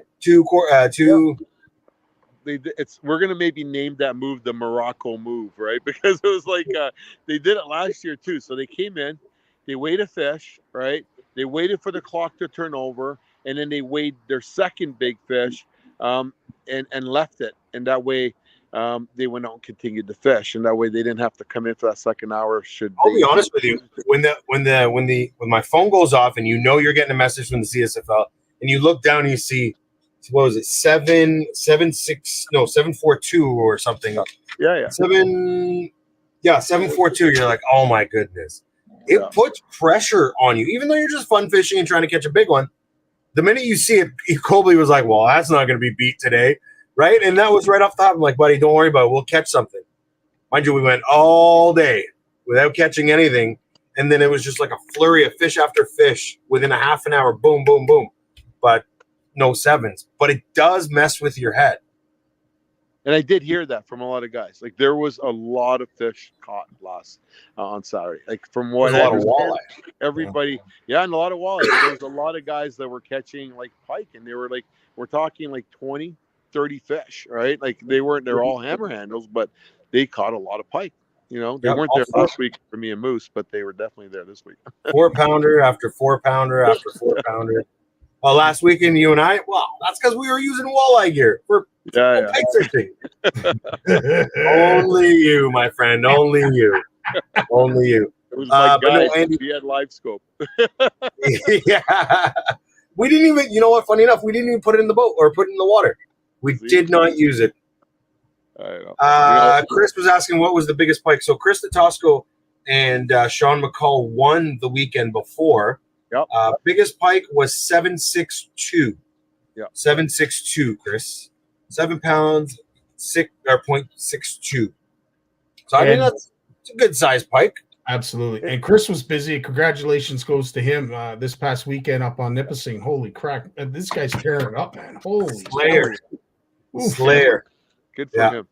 Watch out for that guy. I'd love to hear what Chris. Call me. I want to know what you have to say about this whole live scope thing. Because Chris, I mean, you should see some of the videos he puts out. Chris, a phenomenal fisherman with or without live scope. But honestly, Tatosco, call me. I want to know. I want to know your opinion. The Tatosco, no filter. It's amazing. I love him. Now, do we want to talk about what's going on this weekend?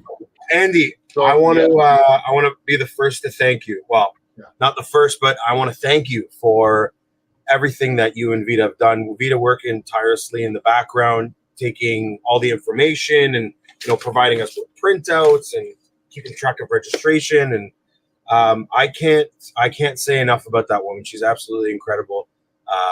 You're amazing, but she's phenomenal. So I disagree, dude. Like, she does. Obviously, you all know Victoria had a baby, and wait till you see her this summer. You guys are gonna love her, but she's still just new mommy. So she'll be at the bass tournaments. But Vita's really again stepped up her game again. Nicole has done incredible as well. She's in the background, and people don't see enough of her, but I'm sure you'll be seeing more of her this summer. And everything, I can't complain right now. Honestly, I think it's a family team event. And the thing is a lot of our employees, right? They work. They're really passionate people for what they do. Bruce, Fred, Bruce Ron, is a gem. Bruce is probably one of the greatest. Such a great guy. And their families behind. Jonah's a good kid. Little lazy, but he's a good kid. No, he's not. So at the end of the day, you got to give some credit. So the thing is just Steve. You'll see him this weekend. I have also Gino, and I have Gino and Rob coming down. They'll be measuring all the fish at the Canada-U.S. walleye. So with the slot limit in place, we give everybody rulers the morning of, and you have to give them back at the end of the day because we'll use them again next year. And the fish have to be within the slot that's actually on the ruler. So it's a big white area. The fish has to be within the white area. And it's going to be a really close event. And the thing is it's people when they first came with the slot stuff, and they're like, oh, now it's going to be a luck factor and this and that. And I'm going to tell you, I really don't think it is at all. I think it's going to take more skill because you're going to have to filter through a lot more fish. Do not say it, Moose, but I'm going to tell you. So it's going to take a little more skill to get out there and catch the numbers of fish that's going to get you close enough to that line without getting over. And that's what's going to make the difference this weekend. So it's going to be pretty cool. It looks like a really good day of weather. So we're going to be blasting off right at 6 o'clock sharp. And the weighing starts at 1. So for anybody that wants to come down and now we'll just I love how we were talking about the LunkerBowl. I was thanking him and Vita. All of a sudden, we're talking about the Canada US Bowl. This is how Andy squirrels. Come here. Andy, we're going to talk about the Canada US Bowl after. Right now, we want to thank you for everything that you did for us this past weekend. We had an absolute blast. This is our second year doing it. Hi, Miss Vita. Hi there. How are you? Oh, that's the brains of the operation, folks, right there. That's the brains. I don't think so. No, we were just saying thank you very much for everything that you did for us this past weekend. And we're looking forward to the next one. So if we can somehow, some way make it to a bass one as well, I think that would be awesome. But we'll stick with just a pike one for now because opening day bass, guys, on Rice Lake at a Golden Beach Resort. How's that? Yeah. That'll be a fun one for sure. That'll be a fun one. Andy, what was your favorite part of the weekend? You know what? Honestly, I kind of like the Morocco move. Like I think it's kind of like now I'm looking forward to again next year how many more guys are going to do it. When we run these events, I'm always thinking, and I even talk to you driving home about how do we make it better, right? And that's what's important. How do you make it better? And the thing is, how do you give more opportunity to more people to win, right? And you guys did an amazing job with all your prizing. I think that was phenomenal, and we want to be able to maybe add to it too. So we want to grow it, but probably one of the best parts of this weekend was I ate like a king. But honestly, I like the fact how it gets really competitive in the sense of you get to that gate and it's like, okay, we're going to weigh in, and then, okay, we're going to weigh in again, right? So, and then you get other guys looking at each other going, should we be weighing in too? And then all of a sudden they weigh in their big fish and it's like, no, we're not going to weigh in. Yeah. No, it was awesome. It was really, really cool. And I know that you paid out, the biggest fish and the second biggest fish. There was 3 teams of 3, first, second, and third. Even on our end, Pete Morocco took 3rd place on our end, right? I got to get a hold of him. I owe him $100 and a rod. Well, whoever caught the fish. So I think next year, and we discussed this, next year, we think we're going to try to make it a little bit more affordable for everybody. We might drop the price and make it just a one price for a boat of 3 people because that's what the LunkerBowl allows. Instead of paying for the individual, you'll pay per boat. So not that the price was an issue, I don't think this year. $75 a person. A good chunk of that money will go to charity. A good chunk of that money covers the cost of the event. So $75, nobody hesitated. Everybody dig deep down in their pockets. And because it was a charity event, I felt like it wasn't, nobody minded it. But I think because we want to get more people out and more younger people at that, we might drop the price and make it a, 3 people to a boat. And it's going to be $175 or $150 or whatever it might be. But I think comes from if we get a title sponsor for the event, because at the end of the day, we're trying to raise as much money as possible. So dropping the price is great, but then are you really raising enough funds, or do you drop the money and just have more of you do the 50-50s and a silent auction table, because those are all money raising things, right? So yeah, lots to think about, lots to talk about for sure. And I do agree with you though. We should do something like that. Agreed. Like I said, I like the joint factor. I think it was a lot of fun. It brought up a lot of faces that we don't typically see. So which is like, Archie, get over here. Hey. I got my dog. You know what? Actually, quite a few people had asked me, Moose, is there a way you can have a non-boater list? Because I had 15 or 20 people that just didn't have anyone to. Can you fish from a kayak? Absolutely, you can fish from a kayak, canoe, aluminum. As long as you got a kill switch, life jacket, absolutely you can. You know, there was, like I said, 10 or 15 people, I think 12 people to be exact, who wanted to come do it, didn't know a boater, didn't have a boater. I think maybe next year we sort of try to find, you know, match boats. people up. We can match some people. Yeah, up. for sure. Because like I'm looking at the list, and there was 1, 2, 3, 4, 5, 6, 7 gaps. So 7 people only had 2 people in their boat. Everybody else had 3. So if we could have added another 7 people to the fun and excitement, it would have been that much better. I think we had just under 60 people attend. So that's, you know, my target was 75. Unfortunately, some people dropped out because they couldn't make it.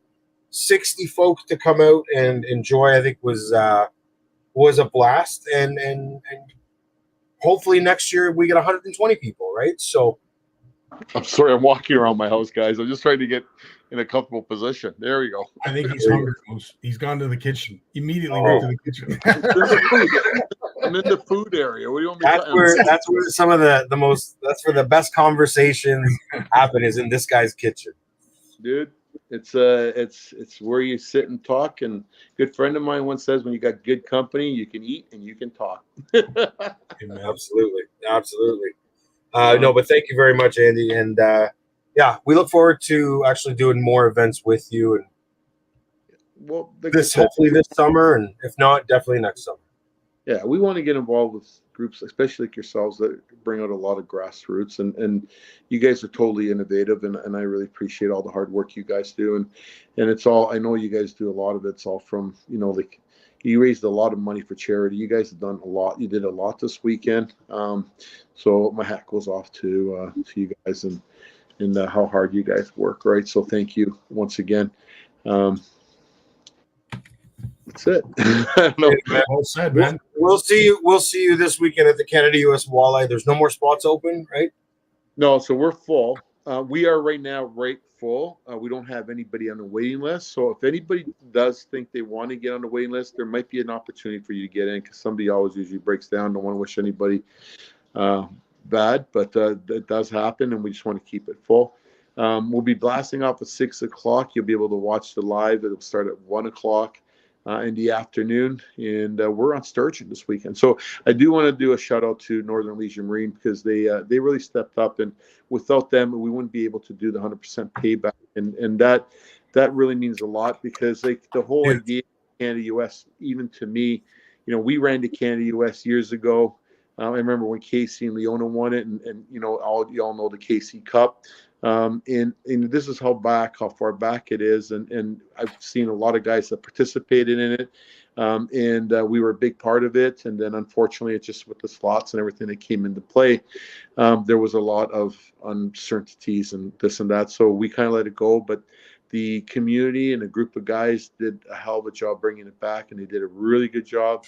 And right now, I just feel like it's important to keep this part of our heritage going. We've done a few changes to the event to work within the slot sizes, but we are coming in early, so hopefully we don't deal with any kind of heat. We're going to ask all the guys, when we have an orientation meeting, please make sure you got ice on your boat. We've been following the temperatures, and we're going to be seeing possibly 24 degrees on Saturday. So we just want to make sure those fish stay nice and cool in your live wells.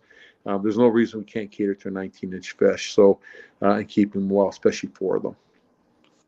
What time? When is the anglers meeting?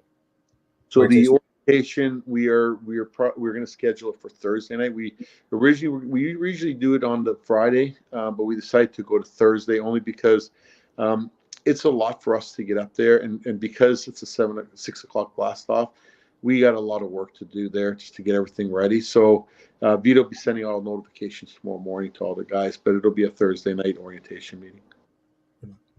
Awesome. Andy, thank you, buddy. I appreciate your time. You know what, guys? Thank you. I appreciate all your times. Scottie, Moose, you guys do a great job.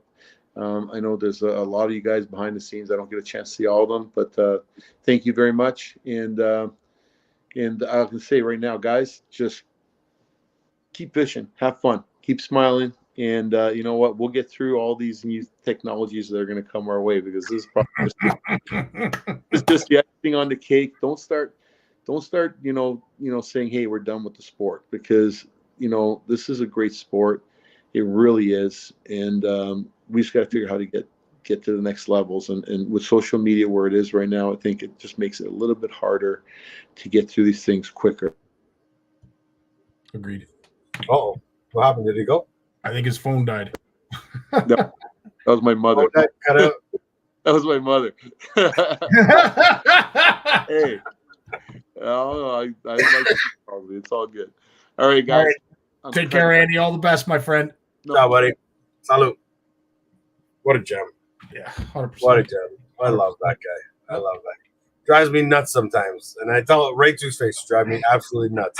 But man, he is like, it comes from the biggest heart I know. And he's hard-headed and stubborn, but he means well. He is just such a gem. He's such a good human being. I absolutely love him, man. Honestly, I wouldn't be here today if it wasn't for that man. That is the God's honest truth. Yep. I wouldn't be here in this industry doing what I'm doing if it wasn't for him. So, amen, brother. Yeah, I would go to bat for that guy 100 times over. I'd have to ask him why he's saying and doing what he's doing first, but I would definitely go to bat for him. I love him to death, but he's, you know what, like, he's got experience. He's got 30 years under his belt.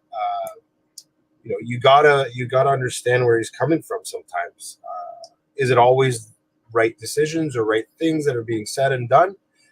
Sometimes yes, sometimes no. But the only way we're ever going to learn is to fail. The only way we're ever going to learn is to try. So, my hat's off to him. He doesn't let that stuff get to him, and I wish there was more people like that who just said, "This is just what I'm going to do.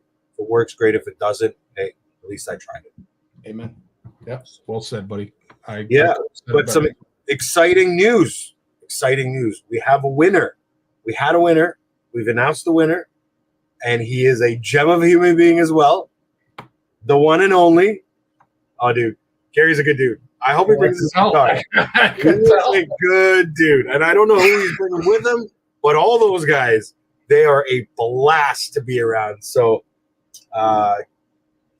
bring your guitar, bring music, bring your vocals. We're gonna dance. We're gonna sing. We're gonna have a good time. So, Kent McIntosh, thank you very much for again generously donating. Once again, this is the second year in a row. So, with that being said, let's get to these grab bags because I was under the impression that grab bags were going to be $50 to $75, and all of a sudden they skyrocketed. And this is no word of a lie, ladies and gentlemen. It is going to be hard to beat this bag next year because the bag is valued at over $200. So, yeah, you paid $75 for a charity tournament. Yeah, you might have caught some fish.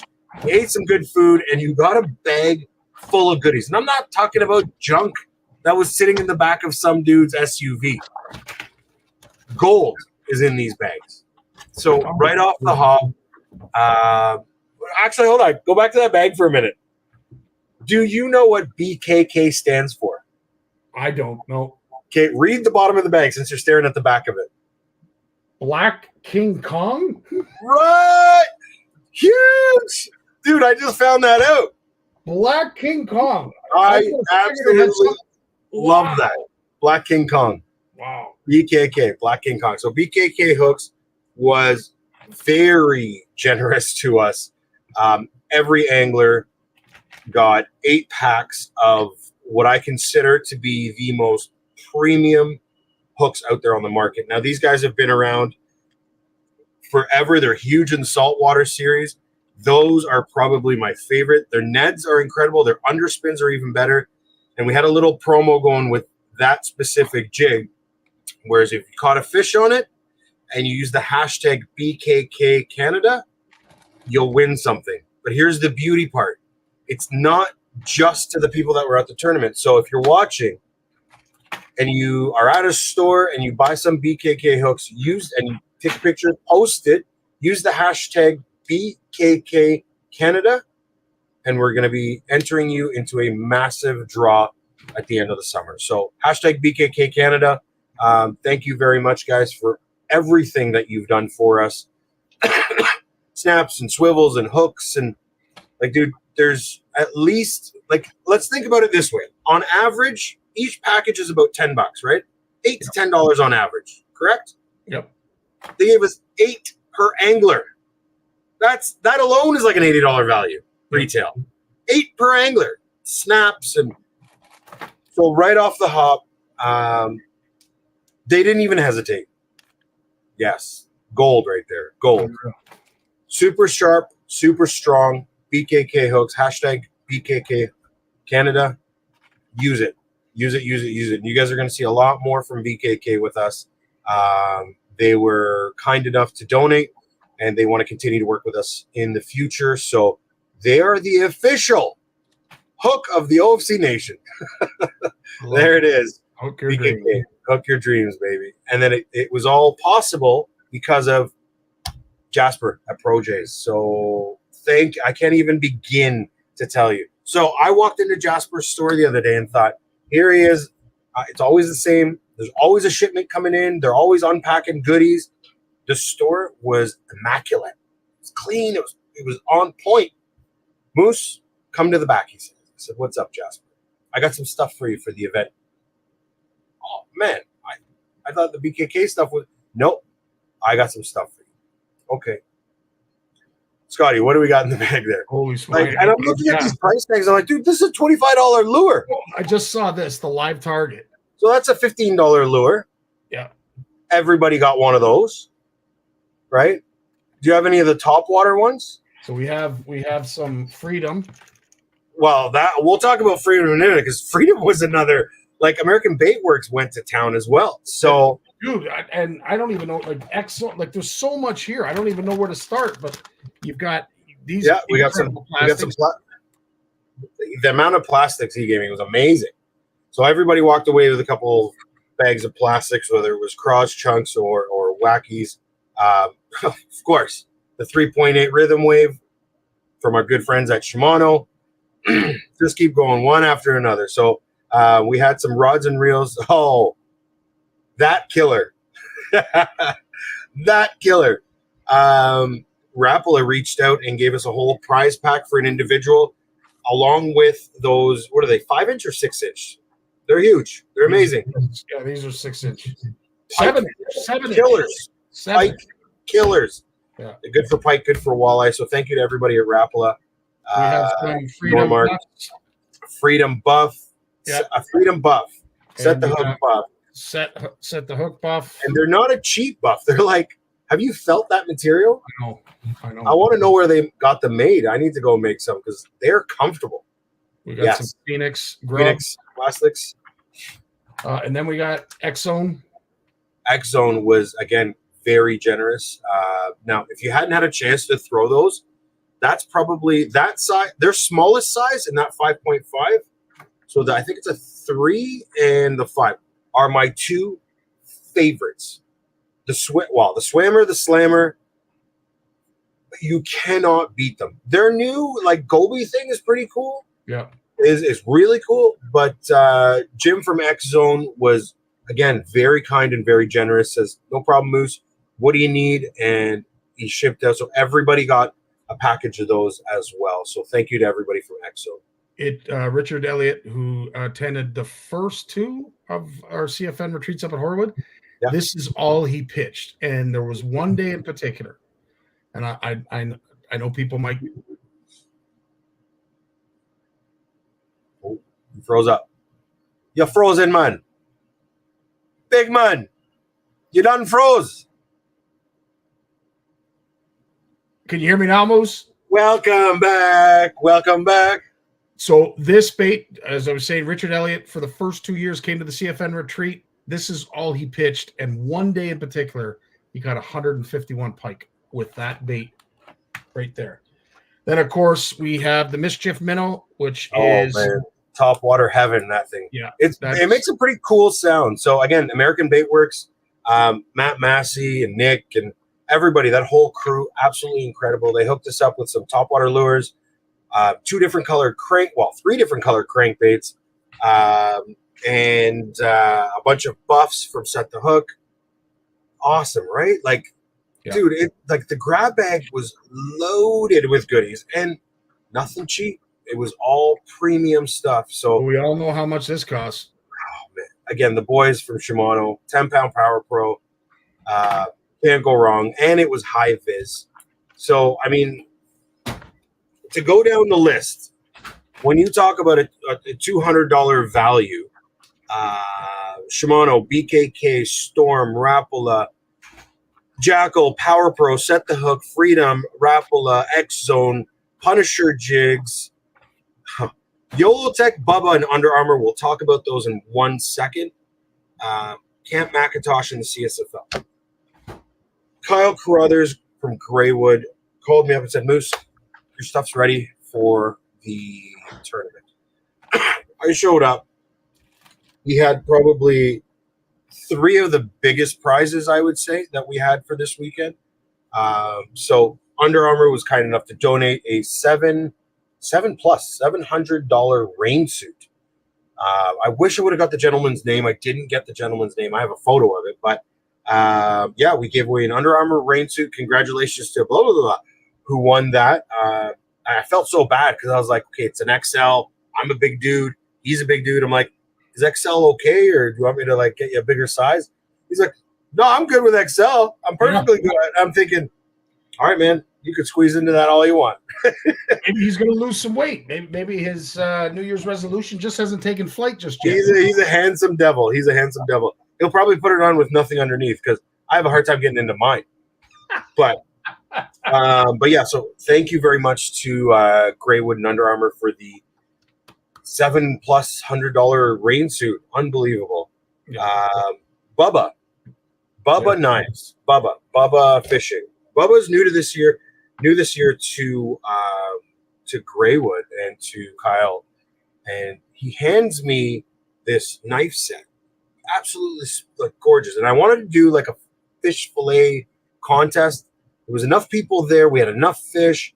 I think it would have been a lot of fun, but unfortunately we didn't get to that. But my friend Daryl won the Bubba knife set, and so he was very grateful for that. Although he wanted an electric one, but he was very happy and grateful that he ended up with the Bubba knives. And then the YOLO Tech. They never, ever disappoint. So you got a battery pack, a YOLO Tech power stick, and a battery pack if you are not plugging it in and you need backup power for your GoPro or anything like that. So thank you very much to Greywood. I mean, the lineup, dude. Rapala, Set the Hook, Freedom, Shimano, 3 rods, 3 reels from our friends at Shimano. A Caius, 2 Caius, and a Caleris, and 3 SLX reels.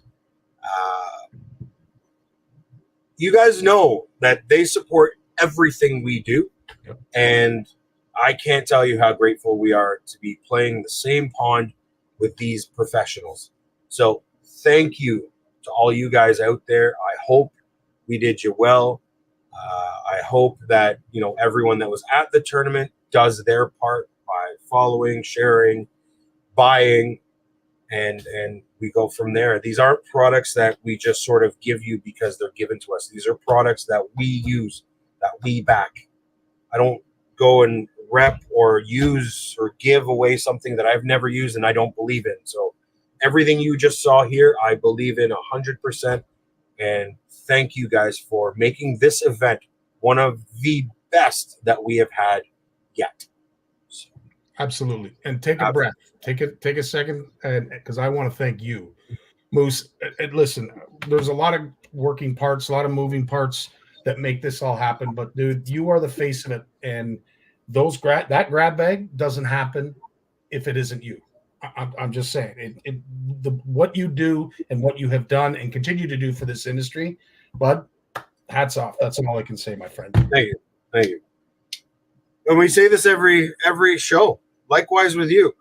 And it doesn't need to be said. I appreciate that you said that. It really, it means a lot coming from yourself.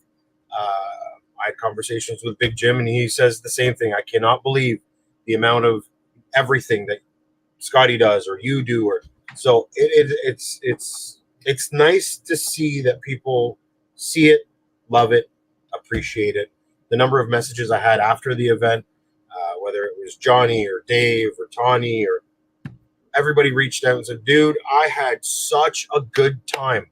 This is an event I will never miss again. Manny, thanks, buddy. But yeah, like everybody had a blast. The food was amazing. Whatever you fed me at the end of the day, whether it was the tuna or the haddock, was like I can eat that all day. I can never get sick and tired of that. You never. The Cajun, I used some of the Cajun stuff you gave me from Outdoor Flavors. Yeah, Outdoor Flavors. Oh, bro. delicious. But the fish fry, awesome. Like hold on, what did you have? What color was the oil? Why was it so orange? So I used a sunflower oil, which is a little bit different than traditional vegetable oil. And of course, I love using peanut oil, but I just don't know when it comes to allergies. So I love peanut oil when I do fish fries. But sunflower oil is a good second choice. It just adds a certain flavor. And with the crispy Cajun, I loved it. It was perfect. Like perfect. Like you couldn't even buy it at a store that perfect. It came out so nice. It looked delicious, and people were just like instantly, as soon as it came out of the oil, then somebody would walk on and be like, "Ooh, fish!" and then just shove it in their mouth, like, "No, it's hot, it's hot." The burgers, my goodness! Tell me where you bought those burgers. So it's a place, like squeeze it, put it up there, just juicy goodness. Oh. So the name has changed, and they haven't actually put it up on the building yet. But if you want to go down, it's north of Dundas. It's on Wharton Way, and it's right across the street from Erie Meats. It's all you need to know. Wharton Way, north of Dundas in Mississauga, right across from Erie Meats. Ask for the 8-ounce burgers, and you will not be disappointed. Real. I haven't had a juicy burger like that since the last time I cooked one for myself. They were on point. The burgers, tuna steaks were amazing too. Colby loved it. He stuffed his face. Colby absolutely loved it. Leo loved it. And listen, everybody had a great time. Some of the people that were there I hadn't seen in quite some time. I was very grateful to like sit and catch up with them. Hungry again now. Sean and I went to a new restaurant last night on Simcoe Street. It's an Indian place. We stuffed the faces. It was delicious. But yeah, it was a different type of smash fest. But it was just really nice to shoot the shit with everyone and some of the camaraderie and the jokes and laughs and, drinks, food, and fishing. Like, how much better could it get? Amen. And then, our friends from April Marine showed up. And they were there to support and hand out some goodies. So thank you to them for coming by. Brenda specifically and her kids. Yeah. Who am I missing? Who am I forgetting? I mean, nobody really. My helpers, Dante and Nico and the rest of the family who were grabbing all the prizing. I think my favorite part about the giveaway was Nico had all the Rapala prize pack in his arms. I'm like, Meeks, go grab that stuff off the table. We're going to announce that prize. And he had it all in his hand. And we pick a number, and I read the number out, and all he hears, "Oh, that's me." I look over, I'm like, "No way." And he's like, "That's my ticket." And he's holding all the Rapala stuff. And, by luck, he's wearing a Rapala hat. And they're like, "You can't make this shit up." That's amazing. I'm like, congratulations, bud. Absolutely. So, yeah, they're a couple of gems. They can't wait to be back on here with me. So I'll have to get them on soon. Right on, dude. We'll do. Well, we're running late. I know it's a short week. We got to get ready for Canada, US. I'm looking forward to just spending some time on the water with you, bud. But I know you've got bragging rights that you're hoping that we perform. So you know what? I got to get in my Zen state, and I got to be one with the walleye. Get in your zone. I need you to perform this year for me because I don't know. I feel cursed already after this pike tournament. Yeah, 100%. Maybe it's the live scope. Right on, Moose. Well, you take care, bud. I'm sure you're just going to go backstage. I'll get to you in a sec. We'll just wish everybody well. But thanks for all you do, my friend. Appreciate you. Great show. I know we went a little long. I know the Oilers and the Canucks are playing right now. For all those who've stuck around, I can't thank you enough. Really appreciate all the comments, engagements, questions. I mean, you guys make this show. You really, really do. We can only bring so much to the table, but you guys eat it every single Monday, and I can't thank you enough for it. Your level of participation in this is second to none. To Steve Shaw, thank you, bud, for all you do behind the scenes when it comes to the edits, the inbox, and everything else. I can't thank you enough, and I could never pay you properly because I'd be broke. Walter, same, but dog, everything you do for our Western anglers and our Western fisheries, you're doing a great job helping promote that. You two are the main cogs in the wheel, and I can't thank you enough for all of your efforts. And then to all of you who participate, engage, share, like, whatever, anything CFN or OFC Nation, you guys are right there to, carry the flag. And again, that kind of support. There's no words. There's just no words. It's been a long night. It's been a long weekend. Hope everybody enjoys the last bit of it.